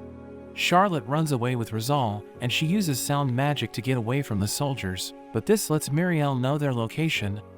Reitz wonders why Rizal is nearby, and we see that Charlotte was also caught by her own magic. Rizal continues to run, and we learn that Marielle's objective wasn't to provoke Reitz and split him from his soldiers, but it was to find a way to get Rizal. Reitz realizes what they are after, but Marielle speeds up. Reitz is able to keep up, and he thinks about how Ars saved him and his promise to stay by his side. He's determined to be Ars's most loyal guardian, so he refuses to lose to Marielle. Ars starts to get dizzy, but Marielle sees Rizal approaching them. Reitz is about to catch them, but Ars throws his sound magic at him. Marielle prepares to attack Rizal, and Reitz refuses to stop, but Marielle manages to land the hit first, and Reitz admits defeat. Ars announces Marielle as the winner, and all of her soldiers celebrate. The veteran soldiers complain about their dirty tricks, but Reitz notes that there's nothing that's unfair in a battle, so they must accept the result. He still doesn't like Marielle's attitude, but acknowledges her ability and hopes to learn from her in the future. Ars worries about Marielle ruining the moment, but she tells Reitz he was incredible, and she notes that Rizal's strategy to split up was the right thing to do. She thinks things are going to be interesting, and she compliments Ars for having such amazing retainers, wondering what he plans on doing. He mentions how he just wants to have a place where everyone can be happy, so she realizes he doesn't want a world with war, and she thinks he will need to become king to achieve his goal. Ars is shocked by what she means, but she tells him that he has what it takes. They all have a feast to celebrate the success of the mock battle, and Marielle outdrinks everyone. The soldiers ask her to teach them, but she notes that they're already getting the best training from Reitz, so there's nothing for her to teach them. Rizal realizes he needs to work on his stamina, thinking they could have won the battle if he ran faster. He always thought his tactics were enough since he's the strategist, but Marielle notes that if he gets caught or dies on the battlefield, more soldiers will be lost, so he needs to be able to stay alive. Rizal is determined to get stronger, but Charlotte suddenly runs into him, and Marielle tells her to fire spells at him to help him run faster. Ars is glad to see everyone getting along with Marielle, but he thinks about what she said about becoming the king. Reitz approaches him, and he apologizes for losing the mock battle. Ars tells him it's okay, but he remembers his promise to Raven, and he's ashamed of his failure. Ars tells him he still has faith in him, and Reitz promises to train twice as hard. Ars wonders what he thinks about what Marielle said, but Reitz says that he feels the same way. Ars thinks of his dream to have a world without war, where everyone can be happy, and Reitz promises to stay by his side and help him achieve his goal. We see Ars's group making their way to Semplar, as Marielle and Charlotte ride on top of the carriage, but Ars tells them to come down, telling them they need to talk about the military council. But they invite him to join them, saying he needs to unwind, and Reitz mentions that the war might last a long time, so he thinks they should relax. They see the ocean, and Charlotte reveals that it's her first time seeing it, so they decide to check it out. She drinks the water, but she spits it out, realizing it's salty, and Marielle laughs at her, saying she has been to many different places, so she understands how exciting it is to see a new world. Ars promises to go on a trip with them once the war is over, and Rizal mentions that there are fish in the water. So Charlotte runs to him, but she blasts the ocean, saying she just felt like doing it, and a man gets angry at them, so they quickly run away. They arrive at the Semplar castle, where they meet the other nobles, but they look down on him, since he's from the country. He meets Lumiere, who's happy to see him there, and Kurin approaches him, but he's surprised to see Marielle, revealing that she declined his offer to work for him, because she didn't want to get involved in the politics. So he asks her why she's working for Ars, and she explains that she has taken a liking to him, saying he's a better master than Kurin. The other nobles think she's despicable, but Kurin just laughs at her, telling her she hasn't changed at all, and he mentions that he's glad to see her there. A noble mentions that she could be a spy, because her relative Thomas is working for Vass, but Kurin vouches for her, saying she could help them learn more about their enemy. He reveals that her performance was excellent while she was working with the previous duke, so he thinks they need her to succeed, and he asks the other nobles to work with her. They begin the military council, as an official reveals that their enemies outnumber them, but the trading city of Simplar gives them economic advantage. He adds that their soldiers are well trained, but Kurin mentions that the enemy has experienced generals, and he explains that the neutral nobles are starting to side with Vas, because they think he's winning. He asks for ideas that could help them turn the tide of battle, and a man suggests taking Belzud, which is one of the 3 main cities, thinking the neutral nobles will support them if they succeed. But Ars realizes that Kurin isn't impressed, and he tells Marielle to tell everyone her opinion. So she mentions that the plan sounds ridiculous, saying they will lose if they send soldiers to take Belzud, because Vas will attack Simplar while it's defenseless, and it will give him the advantage, so the neutral nobles would choose to side with him. She thinks the man who suggested attacking Belzud is a fool, so the nobles become angry, but Kurin mentions that he agrees with her, asking her if she has ideas that could help them win the battle. So she tells Rizal to share his plans, as Ars reveals that he's their tactician, but the nobles look down on him, thinking he's too young to come up with a good strategy. But Kurin tells him to speak, so he explains that they can't leave Simplar defenseless, and he suggests forming an alliance with the Duchy of Paradil because it's close to Arkantes. He mentions that Vas won't attack them if this happens, because he will be afraid that Paradil might attack Arkantes while his soldiers are away. The nobles think Paradil will never become their ally, but Rizal mentions that they need a third party to help them, saying they should bribe the emperor. But the nobles think he already has all the money he needs, so a bribe won't work on him, but Reitz explains that he's still 17 years old, so his vassals are running the empire for him, and Reitz thinks they will accept the bribe.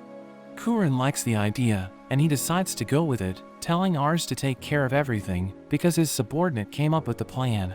Kurin promises to cover the expenses, and he orders Lumiere to support Ars, who realizes that the other nobles are glaring at him, but he promises not to let Kurin down.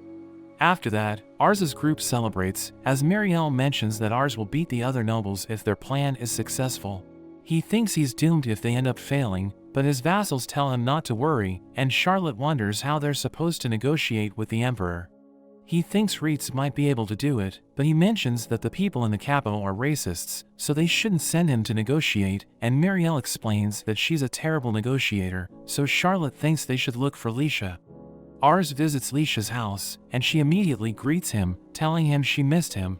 Hammond welcomes him to their house, asking him what happened during the military council, so he explains that he needs to talk to Lisha about their plan, but she tells him they should eat first. Reitz thanks Hammond for the meal, and he tells Reitz not to mention it, because he's also their guest, saying Lisha thinks highly of him. They realize that she already left with Ars, and we see her outside, telling him that she started to talk to the people in her town after she met him. She mentions that she cares about the territory, telling him she respects him because he's keeping the town safe, and she reveals that her father told her he's doing well. She walks closer, but she mentions that she wants to show him something, and he notes that she's acting strange. She shows him the flowers he gave her, telling him she liked them, so she decided to plant more of them.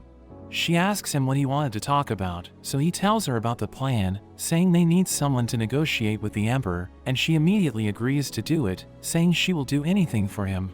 But she tells him to marry her after the war, and he thinks it's too sudden, but she explains that she always wanted to be with him since they first met. He realizes that she likes him, and he recalls how she's always there to help him, as he notes that he also has feelings for her. He apologizes for being useless, and he tells her to marry him immediately, telling her he loves her, so he promises to protect her no matter what happens. But she explains that she doesn't need to be protected, telling him to carry on with his tasks, as she promises to help him achieve his dreams. They tell Hammond that they're about to get married, so he freaks out, thinking it's too early for them to become a married couple, but Lisha explains that she has already made up her mind. So he decides to support them, and they have a banquet to celebrate their marriage. After that, they have a meeting with Pham, who tells them that the Prime Minister Shakma is the one who's holding the Emperor's power, and he has a reputation for being selfish and greedy. So Lisha thinks they should persuade him, but Pham warns them to be careful. Ars tells everyone about the plan, saying they will travel by ship to the imperial capital, where they will tell Shakma to act as their mediator before negotiating with Paradil. He mentions that Lisha will be their negotiator, and Marielle reminds them that they're still kids, but Lisha tells her not to worry because she plans to bring Lumiere with her. She explains that the adults won't trust them because they're just kids, so bringing Lumiere with them will make them look more convincing. Muriel thinks she deserves to be Ars's bride, but Charlotte doesn't want her to marry him, reminding her that they're about to start a war, so it's not the right time to get married. But she tells Charlotte she's amazing, saying she wants to learn how to use magic with her, and Charlotte becomes flattered, so she agrees to be her teacher. Rizal notes that Lisha is an excellent manipulator, and Ars asks Charlotte to join them as their bodyguard, saying it's a rare chance to ride a ship, so she decides to join them. They ride a carriage, and they realize that Charlotte fell asleep, but Lisha thinks it's okay, because it's going to be a long trip. Ars sees a suspicious man, and he realizes that it's Pham, who tells them that Vas has allied with Sates, and he promises to reach out to them once he gets more intel. Ars thinks this is terrible news, because Kurin's forces could get invaded from both sides. But Lisha tells him not to worry, because Peridot could help them defend their territory, so she thinks they just need to win the negotiations, and make Peridot their ally. Ars is impressed by the way she thinks, but their carriage hits a rock, causing her bag to fall, and he realizes that she's been reading books about politics. She admits that she's trying to learn more about it, and he thinks she's amazing, saying he should try to be as diligent as her. She mentions that she wants to do everything in her power to assist him, because she's his wife, and they're both determined to make the negotiations successful. They arrive at the Semplar castle, where Kurin tells them about Sates, but Lisha tells him they already know, and she suggests negotiating with Sates until they return. He realizes she's brilliant, telling Ars that he chose his wife well, but a man interrupts them, and he introduces himself as Len, the eldest son of Kurin. He thinks Ars can't negotiate with Shakma because he's just a kid, but Kurin tells Len he's being rude, so he immediately apologizes, and he walks away, as Ars uses his appraisal skill. After that, Kurin reveals that he's worried about Len, because he's already 20 years old, but he's still acting like a spoiled brat, so Kurin thinks he has failed as a father. He asks Ars if he was able to see Len's stats, wondering if he has talent, so Ars reveals that his current stats are low, but he has the potential to become a great leader someday, and Kurin is happy hearing this. Ars and his vassals head to the port, where he buys a gift for Lisha, and she promises to treasure it. They board the ship, and Ars thanks Lumiere for joining them, but they realize that Len is with them, so Ars asks him if Kurin gave him permission. But he explains that he's already an adult, so he can decide for himself, telling them he will help them succeed, but Ars is worried that he could ruin everything. Charlotte enjoys the journey, because it's her first time riding a ship, but we see everyone getting seasick, and Len tries to pretend that he's okay, but he suddenly throws up. They see a group of men stranded at sea, and they decide to save them, but as Charlotte gives one of them water, he suddenly takes her hostage. He threatens to kill her if they don't hand over their belongings, but she burns his knife, and she blasts the men with her spell. They get tied up, and Len thinks they're pirates, so he plans to have them executed, but Ars asks them what they do for a living, because they were using a kitchen knife meant for catching fish. So one of them explains that they're fishermen, revealing that they used to borrow money from the Empire to go fishing, but the Empire ran into financial problems, which made it harder for them to get a loan, so they had no choice but to borrow money from merchants. But they're struggling to pay the interest, so they decided to commit crimes, saying they had to make money because they have families to feed. Ars decides to give them items, telling them they can sell it for 3 gold coins each, but the man refuses to accept it, saying they don't need his sympathy. But he tells them it's a loan, telling them to use the money to go fishing, and pay him back once they've made enough money, telling them he won't charge interest. Len thinks they can't be trusted, but Ars mentions that he needs to believe in people so that he can gain their trust. He decides to let them go, and Charlotte hopes that someday they will come back. They arrive in the imperial capital, but they immediately realize that it's filled with homeless people, and they note that the nobles are extremely rich. Ars realizes that the gap between the rich and the poor is massive, and Lisha tells him to go ahead, saying she needs to prepare for the negotiation. The next day, they see Lisha wearing a new outfit, saying she found them in the imperial capital, but Ars wonders why she decided to change her clothes, so she tells him he's about to find out. They head to the castle, where they meet Shakma, and Ars checks his stats, realizing his intellect and ambition are high, so he thinks they will have a hard time negotiating with him. Shakma knows that they need the Emperor to mediate negotiations with Peridot, asking them how much money they can offer him. Leisha is about to tell him the amount, but we cut to the night before, as she tells everyone that they only have 2,000 gold coins to offer, so they will have to return to Semplar if Shakma demands a higher amount. She thinks they need to make him feel like he made a profit, so she decides to start with 500 gold, and he mentions that it's nowhere near enough, telling them he will need 5,000. But she tells him that the Imperial City's annual budget is lower than 5,000, so she thinks he must be joking, telling him she knows about the city's financial problem. She offers to give him 800 gold, but he demands more, so she increases it to 900, but he still refuses, and he's about to walk away. But she stops him, telling him they will pay him 1,000 gold, and she mentions that it's all they have. He accepts her offer, and Ars thinks she's amazing, because everything went according to her plan, but Len reminds them that they have 2,000 gold, and he wants them to give all of it to Shakma. So he realizes they were deceiving him, and he cancels the negotiation because he feels insulted. He mentions that he will change his mind if they give him more than 2,000 gold, and Ars tries to stop him, but he leaves the room. So Ars falls into despair, realizing they have failed, and he starts blaming Len for the disaster, but he still thinks he did the right thing, because he didn't want the Empire to think that Semplar is poor, but Leisha tells them to calm down. She chases after Shakma, and she apologizes for what happened, but he thinks she has no money left, so he tells her to return to Semplar. But she removes her clothes, and she offers to give it to him, telling him it's worth 500 gold. His companion inspects it, realizing she's telling the truth, so Shakma decides to help them negotiate with Paradil. He wonders if Missian wants to become independent, so Len tells him they do, saying they aren't loyal to the Emperor. But Shakma doesn't care, telling them they need to pay close attention as they negotiate with Paradil. After that, they return to the inn, and Ars mentions that he was afraid because they ran into trouble, but Leisha tells him he didn't have to worry, because everything went according to her plan. She explains that their priority wasn't to keep the price as low as possible, but to reach a deal, saying they couldn't have wrapped things up if Len didn't reveal their budget. She mentions that she did her research, so she knows that Shakma wasn't satisfied with 1,000 gold, and he was just looking for an excuse to raise the price. Len's statement gave him the excuse he needed, and she knew he was going to walk away, so she decided to buy the dress before the negotiation, because she wanted to offer it to him as a final act of desperation. She mentions that it worked, because he was satisfied with their offer, and Charlotte thinks she's brilliant, but Len thinks they're evil, and he walks away, so Lumiere decides to talk to him. Len explains that he can't stand his companions, because they lied during the negotiations, thinking they can't be loyal to Missian, because they lack credibility. But Lumiere tells him he was born into power, so he never had to lie for his people, saying Ars and Leisha lied to protect Missian.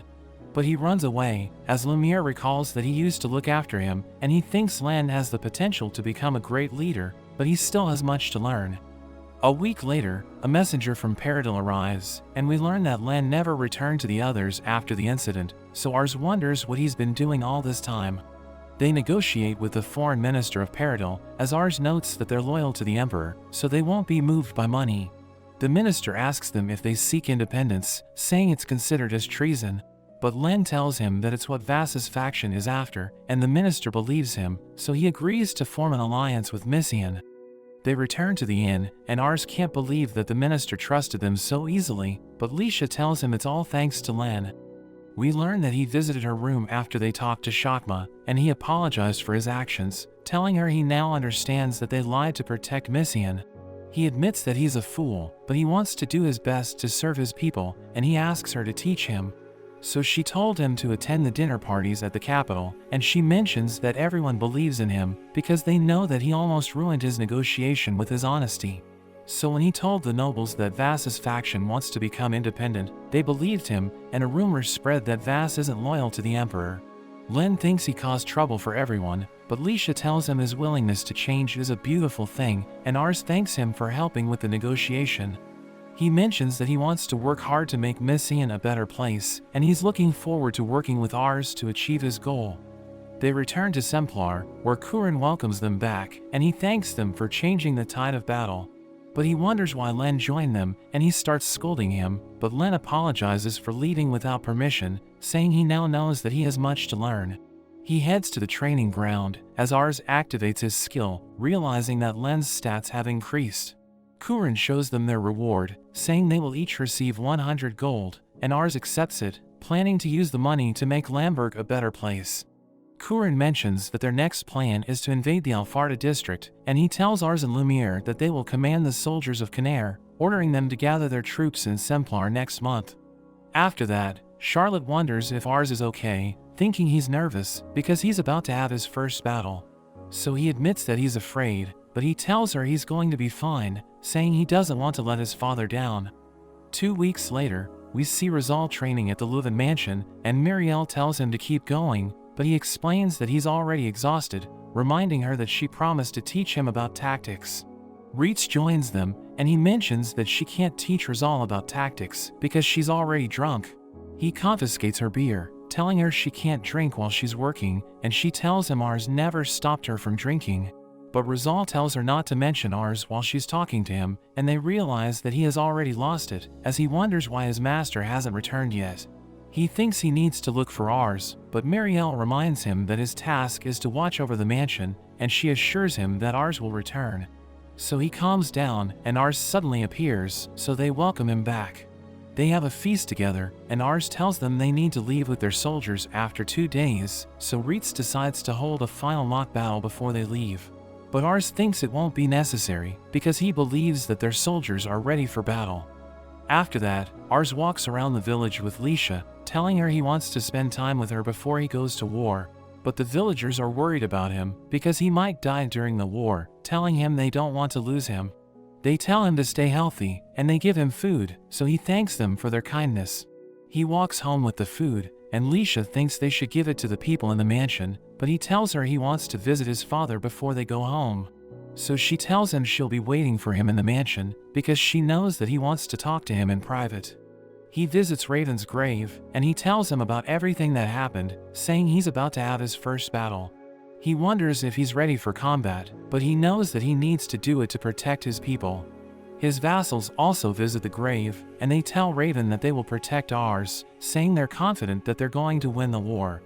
The soldiers prepare to leave, as Lisha gives Ars his sword, telling him she's going to protect the mansion while he's away, so that he can focus on the battle. The soldiers gather at the Semplar Plaza, as Kurin appears before them, and he thanks them for answering his call, telling them their goal is to take Arkantes. But he mentions that they must first occupy Belzud, saying they can now make their move, because they have secured the aid of Peridot. He's confident that they're going to win the war, telling his soldiers to fight for Mission, and they get fired up, as Ars notes that they aren't afraid to die.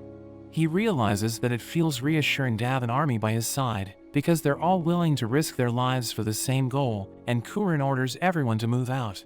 Ars and the others head to Alfarda, as his soldiers tell him not to worry, because they will protect him, and he tells them he's glad to have them by his side.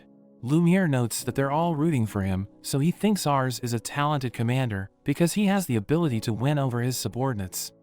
They see the city of Alfarda, and Kurin gives the order to attack, but the enemy suddenly surrenders. After that, Ars wonders what happened, so Kurin tells him that the enemy lost the will to fight, because they realize that they're outnumbered. He explains that there shouldn't be any large-scale battles until they reach Belzud, but he tells Ars not to let his guard down. Meanwhile, we see Thomas in the Samick castle, as he tells the county chief Fred that he's there to defend the city. Fred is glad to have him around, and Thomas mentions that they will win the battle, saying he will take care of everything. After he leaves, Fred's daughter Selena tells him he shouldn't be so submissive because he's the county chief. But he explains that the war is too heavy for him to handle, so he wants to leave everything to Thomas, saying his order is to protect the Wakamakuro fortress, and she volunteers to do it for him. We see Kurin in a meeting, as he mentions that he wants to take Samick without casualties, and he asks everyone for ideas. So Rizal tells him about his strategy, saying there are 3 forts around the Samick castle, and each of them is protected by around 1,000 soldiers. His plan is to split their army into 3, and attack the 3 forts at the same time, saying they should be able to take all 3 of them, because they outnumber the enemy forces. He thinks Samick will surrender if they succeed, and Kurin decides to go with his plan, saying he will take charge of the main army, which will be stationed near the castle. He promises to join up with the others after they take the forts, and he orders Ars and Lumiere to capture the Wakamakuro fortress. Ars and Lumiere see the fortress, realizing it has the most important position, because it's the only place where they can see the Samic castle and the other forts. Ars asks Rizal if he has a plan, so he suggests sending scouts to the peak so that they can watch the enemy's movements before they attack the fortress. But Muriel tells him he still has much to learn, telling him that the best tacticians can predict their enemies' movements. She explains that their enemies are outnumbered, so they can't win no matter what formation they use, and she asks him what he would do if he were the enemy tactician. So he mentions that he would surround Ars's army as he attacks the fort, and she thinks they need to keep an eye on the foot of the mountain, because the enemies might attack them from behind. We see Selena in the fortress, as her subordinates tell her that Ars's army is approaching, so she uses her magic to create a barrier.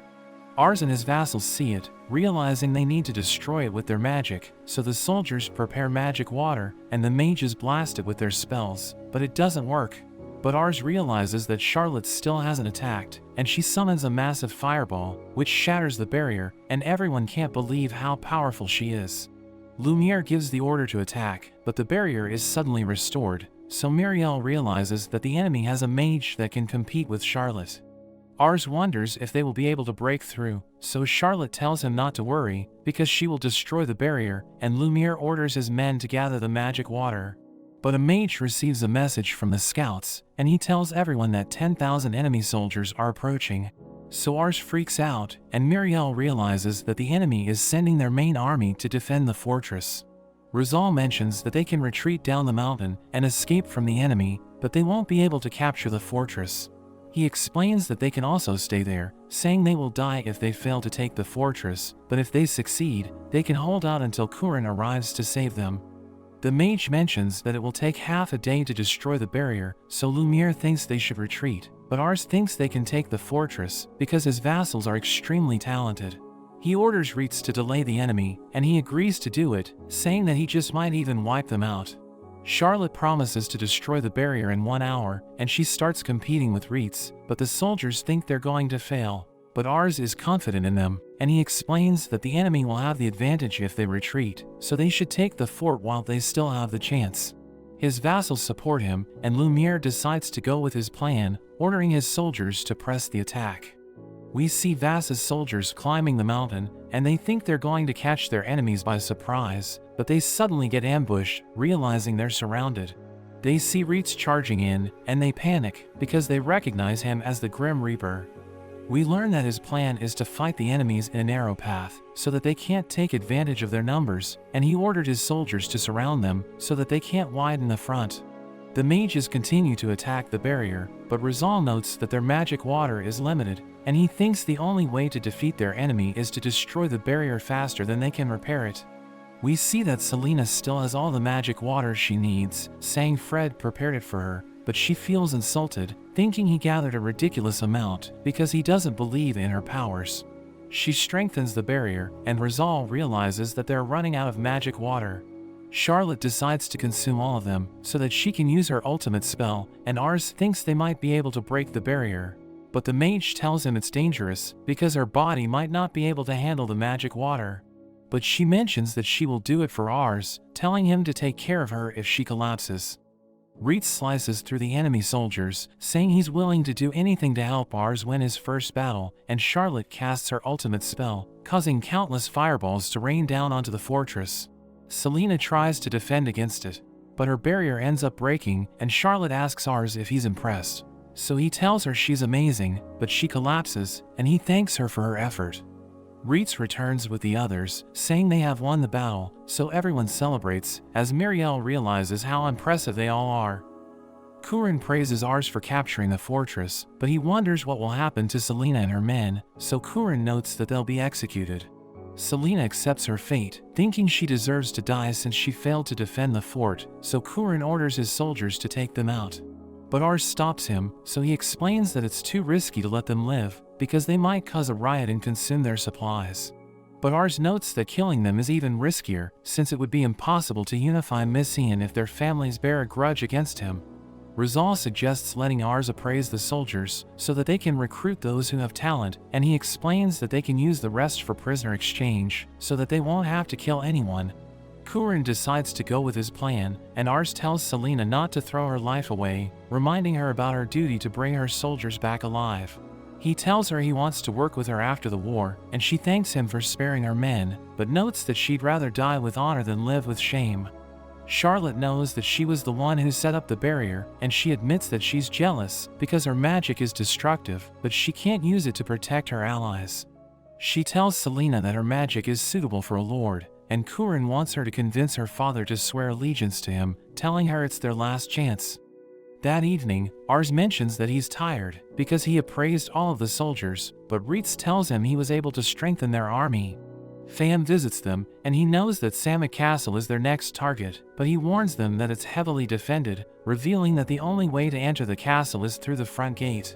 He notes that Thomas is the enemy commander, and everyone knows how dangerous he is, so they realize it won't be easy to take the castle. Meanwhile at Samet Castle, Selena apologizes for failing to defend the fort, and mentions that she's ready to be punished, but Fred is just glad that she was able to make it back alive. But she wants him to punish her, wondering why he has changed, because he used to scold her whenever she failed. Kurin's army gathers outside the castle, and he realizes that they need to take it by force, so he orders his men to attack. The enemy captain is confident that they won't make it past the gate, and he orders his men to fire the cannons, but Kurin's army rushes forward, and the gate suddenly opens. The captain can't believe it, and a soldier wonders what happened, but he realizes that the shadows pulled the lever. We learn that Rizal told him to infiltrate the castle and open the gate from inside, because he knows that a frontal assault will be difficult. But Fam wonders how he can sneak in, because it's heavily defended, so Rizal tells him to blend in during the prisoner exchange. Selena learns that the front gate has been breached, so she orders her men to prepare for battle, but she realizes that Fred has already ordered them to surrender. In a flashback, we see Fred as he returns from an expedition, and Selena asks him what happened, so he tells her his story. She thinks he's amazing, because he became a lord through his military achievements, and she enjoys listening to his stories. He gives her his necklace, and tells her to wear it as proof that she has the courage to stand on the battlefield. But during the Succession War, she notices that he has changed, because he isn't as brave as he used to be. Back in the present, Fred tells Selena to run away with the others, but she refuses to give up without a fight. Thomas admires her resolve, and mentions that the castle is a lost cause, but he reveals that he has a plan to turn the tables. He shows them a catalyst for explosion magic, and explains that his plan is to use them to lure Kurin into the castle before blowing it up. Fred mentions that he should evacuate everyone first, but Thomas tells him they must sacrifice themselves, because Kurin won't enter the castle if it's empty. Selena is against his plan, because she doesn't want to use underhanded tactics, but Thomas explains that the world will remember Samet Castle if they defeat Kurin. Fred agrees to activate the catalyst when Kurin enters the castle, but Selena realizes that her people are afraid, and she recalls that it's her duty to protect them.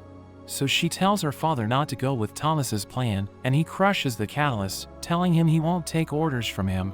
He explains that he wants what's best for his people, and tells Thomas he won't allow him to sacrifice them, so Thomas decides to leave, telling him he'll regret betraying Vass. Thomas's men are angry, and they try to take him down, so Selena rushes to protect him, but he easily defeats them, telling her he can still defend himself. After that, Fred surrenders to Kurin, and begs him to spare his soldiers, because they were just obeying his orders. He notes that he's ready to accept his punishment, but Kurin knows that he's a competent leader, so he wants Fred to join him. We see Thomas watching them from a distance, and he thinks they're doomed, because he has a backup catalyst. He activates it, but the forest explodes, and he wonders what just happened. Fam reveals that he disarmed the explosion traps, because Rizal ordered him to do it, but Selena wonders how they found out about Thomas's plan. Rizal explains that he knows how dangerous Thomas is, because he's willing to do anything to win, so Rizal ordered Fam to look for explosion traps in the castle. Fred apologizes for disappointing Selena, because he was so focused on strengthening his army that he started to obey them. But she explains that she learned something from Ars, telling Fred it's also brave to put down his sword, and she's glad that he welcomed her back after she failed to defend the fortress. Leisha's maid tells her about Ars's victory, and she maintains her composure, explaining that she needs to behave as the wife of a lord. But after her maid leaves, she starts celebrating, since his first campaign is successful.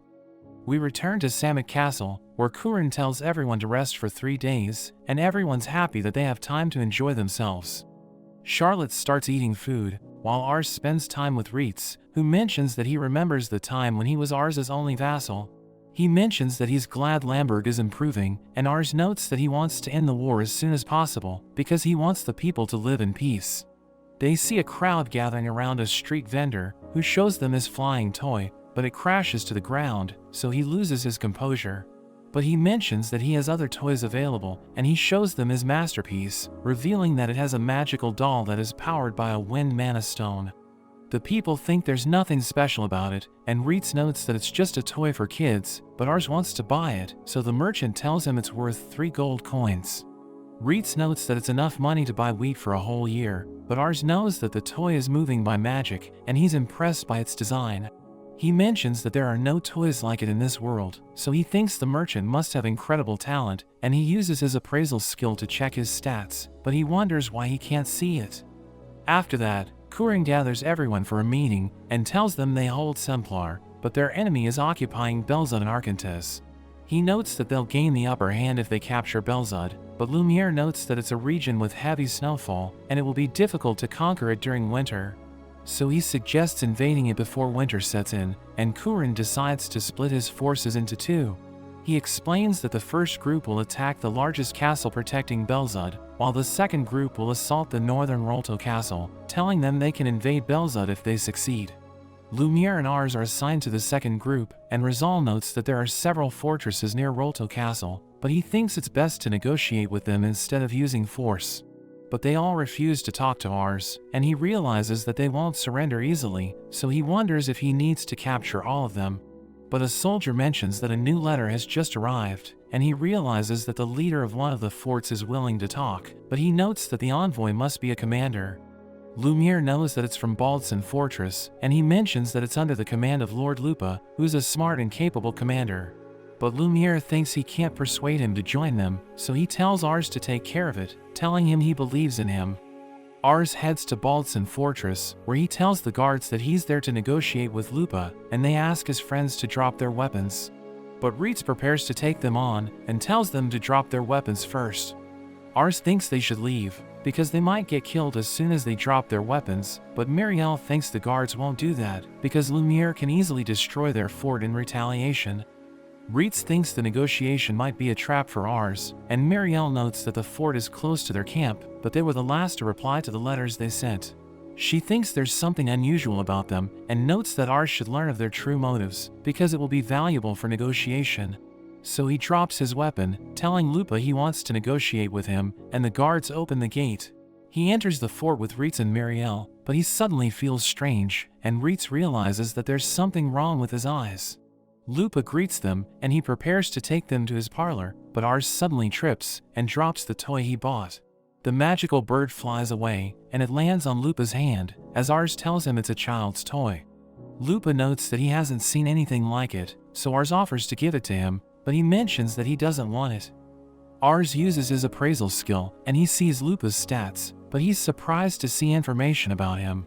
He realizes that Lupa has a wife, but he wonders why he can't find her in the fortress, and Lupa takes them to the waiting room, where Ars sees a child's chair. He analyzes the situation, and realizes what's happening, so he's confident that the negotiation will go well. Ars sits with Lupa, and asks him if his wife is doing well at the Rolto castle, because he knows that she will give birth soon. Lupa wonders how he found out about her, and his men threaten Ars, who knows that they were planning to kill him from the very beginning. He knows she's being held hostage at the Rolto castle, and she'll be executed if Lupa abandons the fort, so he has no choice but to fight to the death. He thinks the other forts are in a similar situation, and knows that Rolto castle won't send reinforcements for them, so he believes that they have been abandoned. He thinks Lupa wants to negotiate with the commander, so that he can kill him before his fort falls, and save his wife from being executed. But Reitz wonders why he didn't execute them right away, so Ars notes that he was hesitating, thinking it's the reason why his reply to their letter was late. He tells Lupa he'll never meet his unborn son if he kills them, and he notes that he was ready to die fighting, but he wants to hold his baby in his arms. His soldiers cry hearing this, and Ars knows that he's an excellent general, so he wants him to join them in the future, telling him they'll infiltrate Rolto Castle to save his wife. Lupa thinks they won't succeed, but he knows that it's the only way he can meet his son, so he begs Ars to save his wife. Lumiere is impressed that the negotiation was successful, and Ars tells him about Lupa's situation, but Reitz wonders how they will save his wife, and Ars reveals that he doesn't have a plan. A man named Clement suddenly joins them and tells Ars that his soldiers are weak, so he checks Clement's stats and realizes that his combat prowess is over 100. Lumiere reveals that he's the leader of the Metro mercenary group, and Reitz knows about them because they're famous for completing any job they take on. Ars is honored to have them as their ally, but Clement tells him not to get the wrong idea because they're only working for the reward. Reitz is upset hearing this, and Clement knows that he's in charge of training the soldiers, telling him they're pathetic because they aren't prepared to die. Clement explains that mercenaries are different because they always fight to the end, so they have faced countless life and death situations. He tells Lumiere to leave the dangerous missions to them and let Ars take a break, but Lumiere assures him that Ars is an excellent commander. They start discussing the rescue operation, and they know that the families of the commanders are in Rolto Castle, but the exact location is unclear. Ars thinks they should hire the Shadows to rescue the hostages, but Muriel notes that there are 10,000 soldiers in the castle, so it will be impossible for them to do it alone. She suggests creating a situation to lure the soldiers out of the castle so that the Shadows can free the hostages, and Rizal comes up with a strategy. Meanwhile, at Rolto Castle, we see the Lord Jean, as his soldier tells him that Lupa is holding back the Canare army. Jean thinks he's doing well, and he's confident that they'll win the war, because winter is about to set in. His general Dan mentions that he wants to fight, and another soldier reports to them, telling them they received a letter from Lupa. Jean reads it, and realizes that the Canare army has 10,000 soldiers, but they're planning to divide their army, and send half of it to attack Rolto. The soldier notes that they have a powerful mage who destroyed the barrier at Wakamakuro Fortress, so Jean realizes that his army will be at a disadvantage if they try to defend the city. He decides to fight the Canare army in the open because mages aren't good at close combat, and Dan promises to take care of them. We see Ars talking to Lupa, who reveals that he sent the letter as ordered, and he thinks he should join the fight. But Ars tells him to wait until the battle is over, because the enemy will execute his wife if they learn about his betrayal. He gives Lupa the toy, promising to rescue his wife, and he decides to wait for Ars to return. At Samak Castle, Rizal tells everyone about his plan, explaining that 5,000 soldiers will draw out the enemy, and they will pretend to retreat. When they reach the forest, the second half of the army will ambush the enemy forces, and everyone will work together to defeat them. He explains that during the battle, the Shadows will rescue the hostages, and Ars thinks his plan is perfect. But he notes that he's worried, and Reitz notes that it will be difficult to protect themselves while they're retreating, so the troops might get wiped out before they reach the forest. Clement volunteers to lead the decoy unit, but Rizal explains that they must make the enemies believe that they aren't using a special unit, so that they will send out their main force. We see Lumiere and Ars leading the decoy unit, and they prepare to take on the enemy's main force, while Ars tells his men that they're fighting for the peace of Messian. He orders them to charge, and they clash with enemy soldiers, but Dan's cavalry unit starts to overwhelm them. Charlotte blasts him with her magic, but it doesn't work, and Ars checks his stats, realizing his combat skills are almost on par with Reitz. His cavaliers also have high stats, so Ars realizes they're at a disadvantage, but Reitz tells the soldiers not to falter. Meanwhile, at the castle, a soldier tells the hostages that the war has begun, so they need to move to safety, but Pham suddenly knocks him out. The hostages start to panic, but he tells them to come with him, explaining that his mission is to bring them back to their families. We return to the battlefield, as Lumiere orders the decoy unit to retreat, so they start running away, and Dan thinks about pursuing them. But Jean stops him, because he knows that their enemies are up to something, so the soldiers wonder if it's a trap. He decides to join the battle, telling Dan to circle around and split the enemy forces in two, but a soldier wonders if Jean will be okay, thinking he isn't a capable fighter. But Dan notes that Jean is tougher than him, revealing that they were both born into a family of cavalry chiefs, which is notorious for wiping out villages. But one day, Jean killed his father and presented his head to the Duke of Messian, who rewarded him by promoting him to nobility. We return to Ars, as Dan splits his forces, so Reitz orders his men to drive him away, but Jean suddenly appears, asking them why they're pretending to retreat. He starts killing the soldiers, as he notes that he doesn't need armor, because they're no match for his skills. They're about to reach the forest, but Ars realizes his men are getting slaughtered, and Lumiere tells him to call Clement, because they're about to get wiped out. But he orders everyone to stick to the plan, telling them they'll achieve victory as soon as they reach the forest. But they realize that the enemies have disappeared, and Dan suddenly attacks Ars, but Reitz protects him and cuts Dan's arm. Ars realizes that Reitz boosted his men's morale, but he sees soldiers ahead of them, so he thinks they're doomed. But the soldiers start attacking the enemies, and we learn that Lupa's forces have arrived to support Ars. So Dan realizes that he betrayed them, and he orders his soldiers to regroup, but he fires an arrow at Lupa before he leaves. Ars wonders why he joined the fight, because the enemies will execute his family if their plan doesn't work, so he explains that he was touched by Ars's willingness to save his wife. He knows that he might lose everything, but notes that he has no regrets, telling Ars he wants to serve him. He thanks Lupa for believing in him, but notes that they must win the battle, and Dan orders his men to use sound magic to tell the guards to execute the hostages. Fam tells the hostages they can escape through the drainage, and Lupa's wife Maria decides to go last, but they suddenly hear the alarm as the guards start looking for them. Fam hides with Maria, as he realizes that they can no longer use the drainage to escape, so he needs to find another way out, but he realizes that she's about to give birth.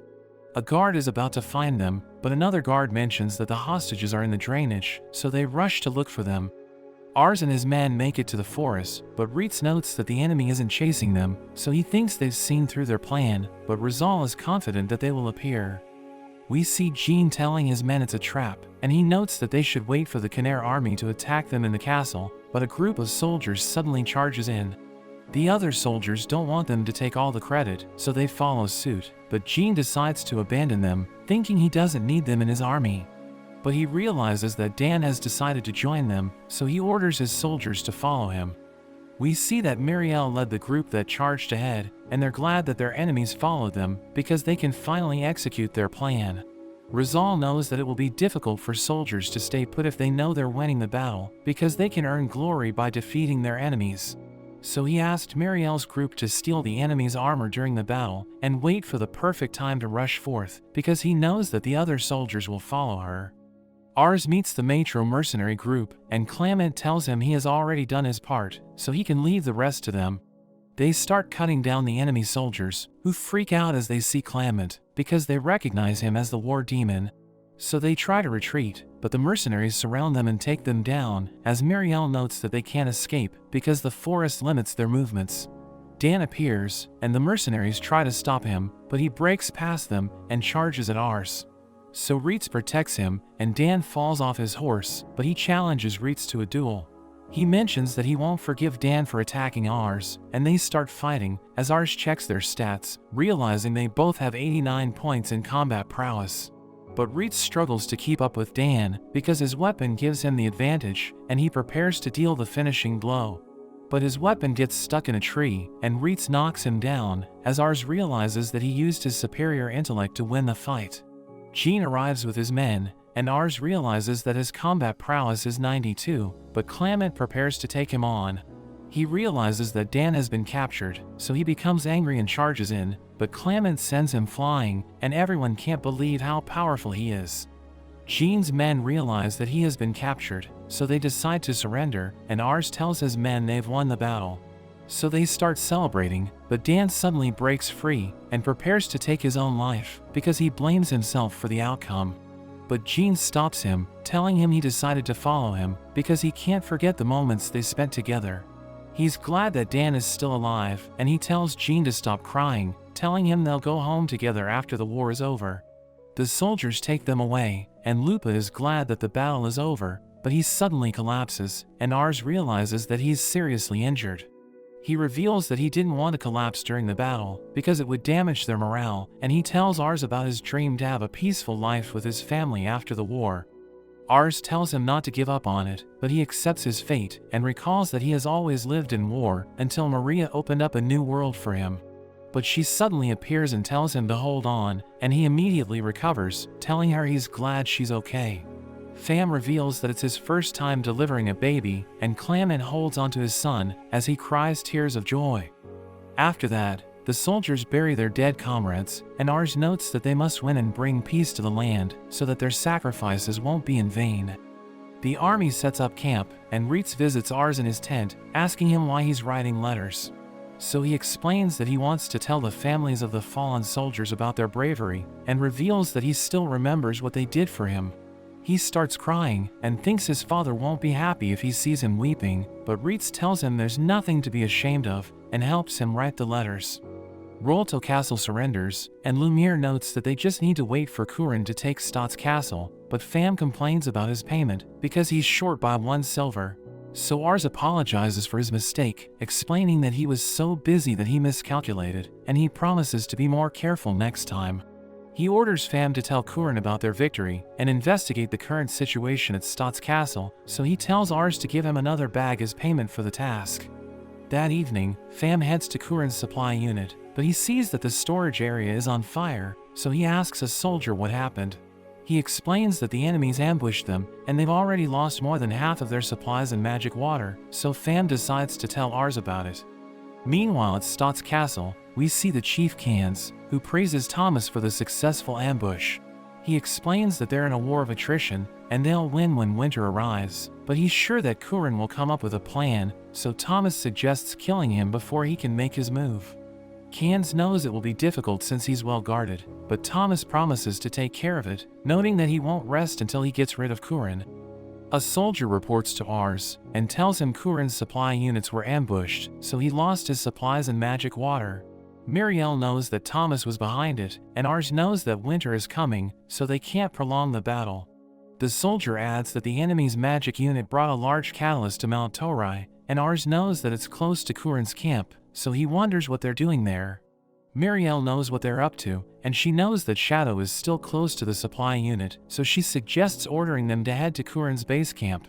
Shadow receives a message from Muriel, and Pham realizes that they need to protect Kurin because his life is in danger. It suddenly starts raining, and we learn that Muriel predicted that the enemies would use rain magic, so that Kurin and his men won't be able to hear or see anything. We see that Kurin's camp is already under attack, and he realizes that the enemy wants to kill him, but he prepares to take them on, ordering his soldiers to drive them back.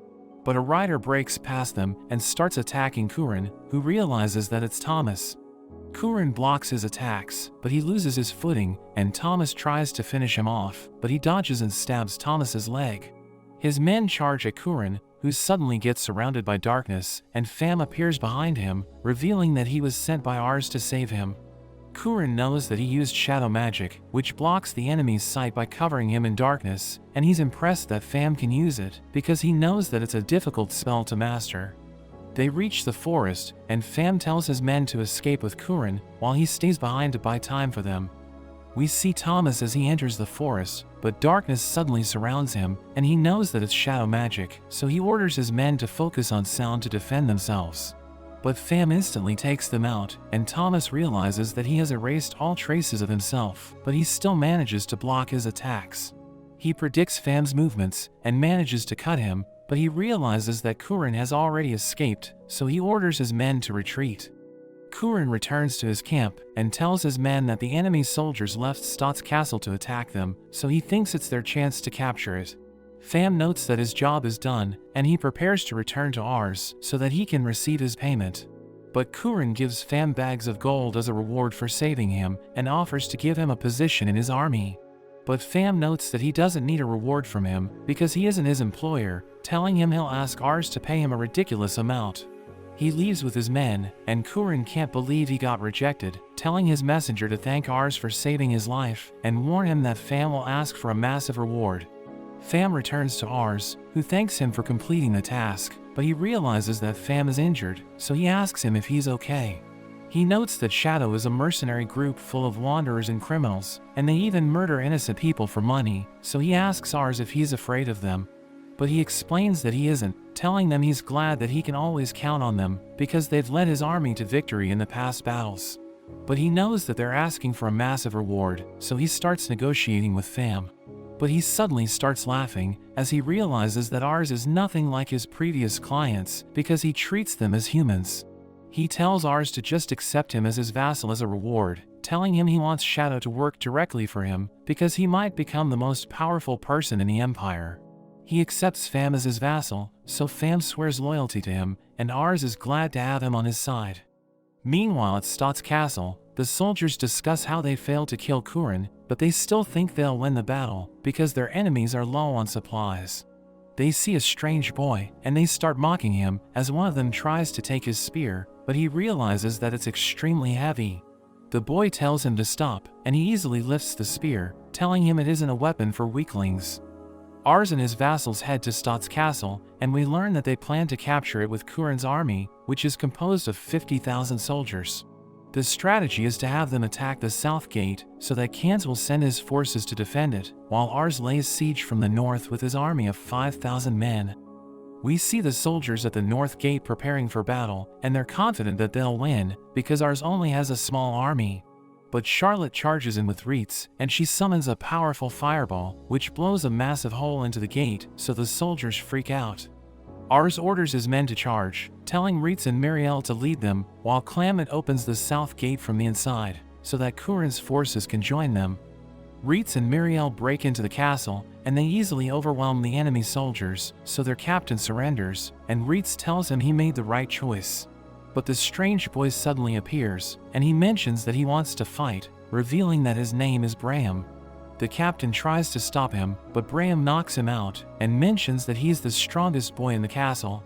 He easily defeats a group of soldiers, and challenges Reitz to fight him, so he tells Braham to bring it on. Reitz dodges his attack, and Braham is glad that he has finally found his match, but Reitz tells him their fight is boring, because he's relying on his brute strength and intuition. He becomes upset hearing this, and charges at Reitz, who easily knocks him down, as he starts giving him tips on how to fight. Ars sees them fighting, but Reitz tells Braham not to give up, and Ars wonders why he's giving their enemy a lesson. He checks Braham's stats, and realizes that his intellect is extremely low, but he has the potential to surpass Reitz as a fighter. He notes that a true warrior never stops training to improve, and tells Braham to give up on being a soldier if he'll just rely on his strength. But Reitz realizes that Ars heard everything, so he's embarrassed, but Braham starts calling him his master, and he begs Reitz to accept him as his disciple. He wonders why he should accept Braham as his disciple, reminding him that they're enemies, but Ars tells him to join their side, because he thinks Reitz can bring out his full potential.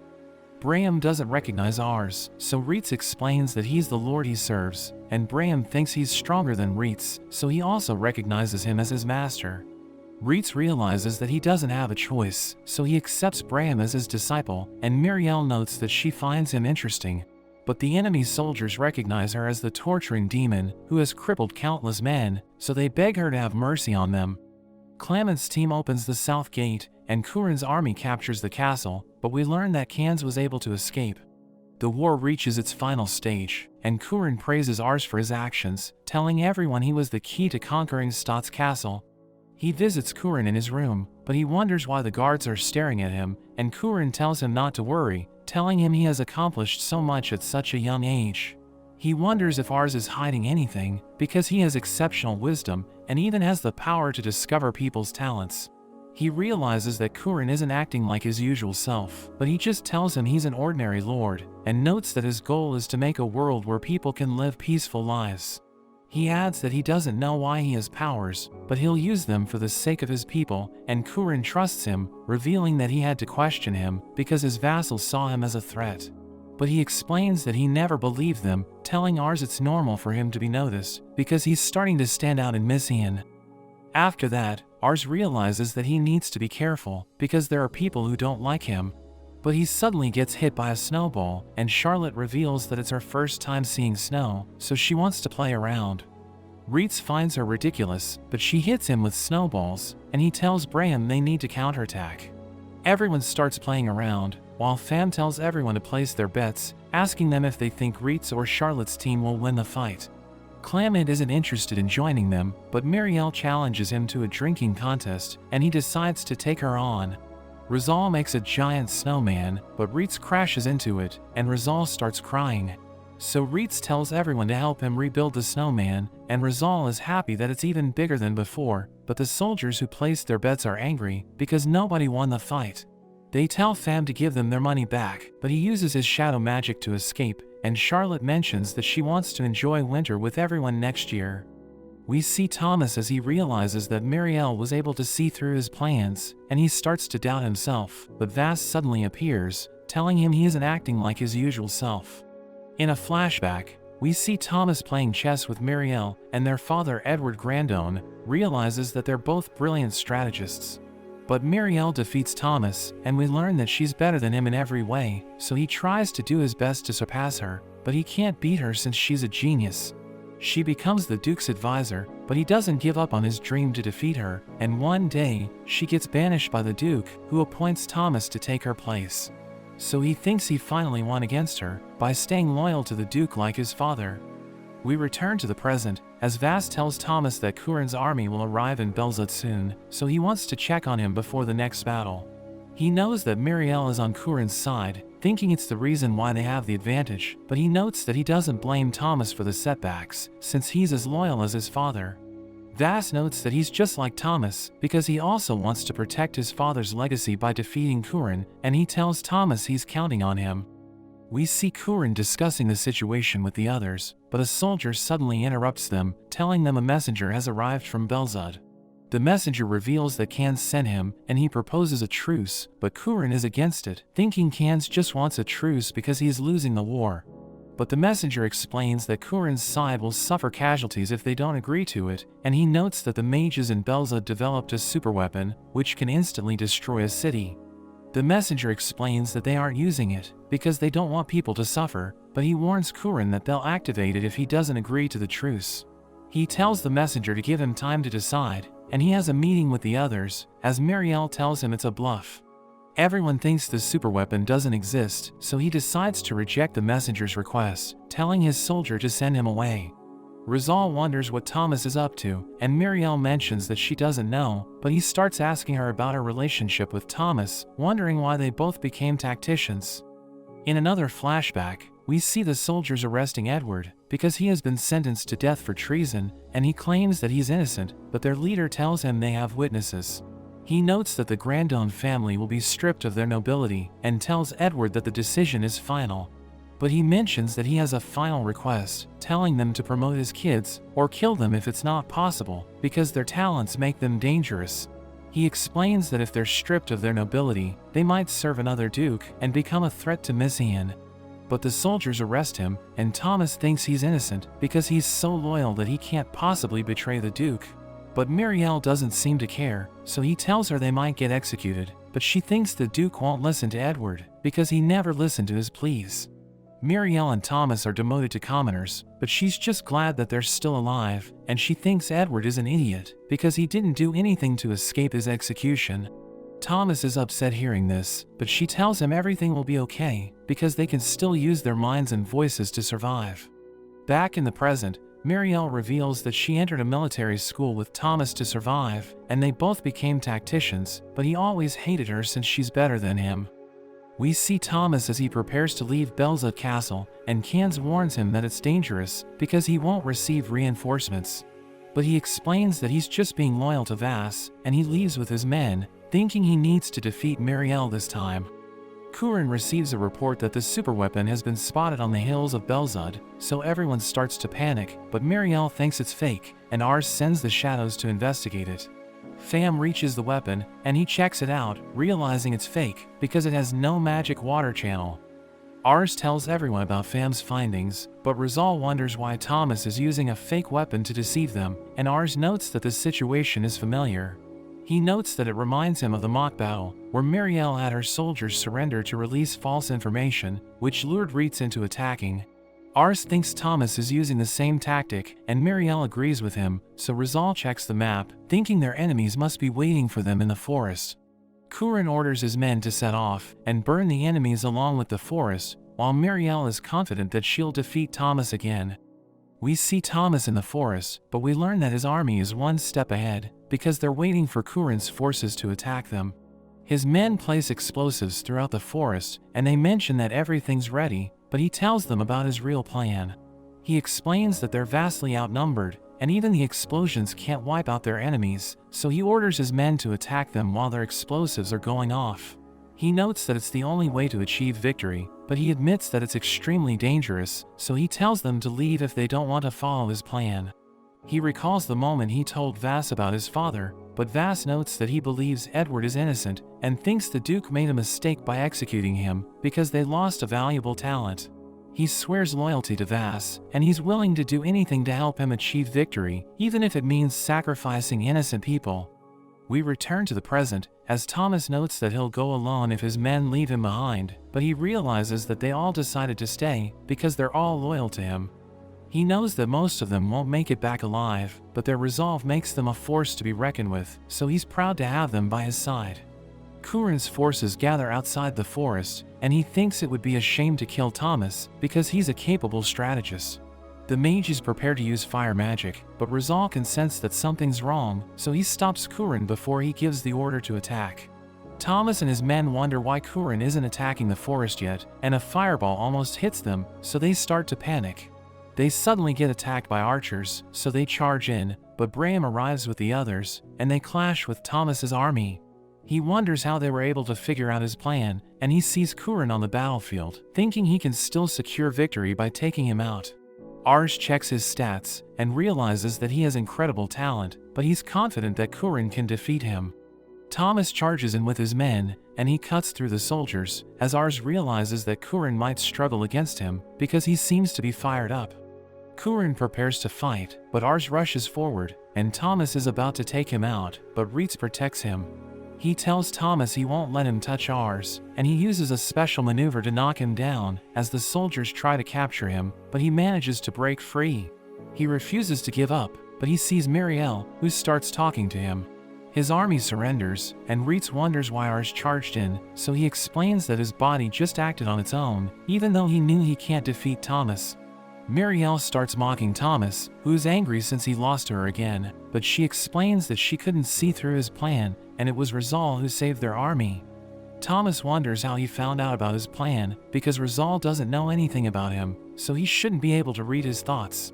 He explains that he thought about how Thomas might defeat them, and considered that he may have already come up with the perfect counter, because he knows how Muriel formulates strategies. She calls him an idiot, but Ars uses his appraisal skill, and realizes that she's used to concealing her feelings. So he tells her to express herself properly, and she admits that she lost this time, but Rizal made up for her mistake. She tells Thomas he's a capable strategist, and he's happy to hear this, realizing that he always wanted her to recognize his talents. He finally admits defeat, and Kurin asks him to join his side, but he explains that he swore loyalty to Vas, so he will never betray him. Kurin orders his men to send him to prison, and he praises Rizal for countering his strategy, telling him not to let Muriel lead him astray. After that, Belzad Castle surrenders, and Kurin praises everyone for their efforts, telling them that they now control 2 of the 3 major cities. He notes that it's time to appoint new chiefs for Belzad and Samek, and announces that Lumiere will be the chief of Belzad, while Lupa will rule over Samek.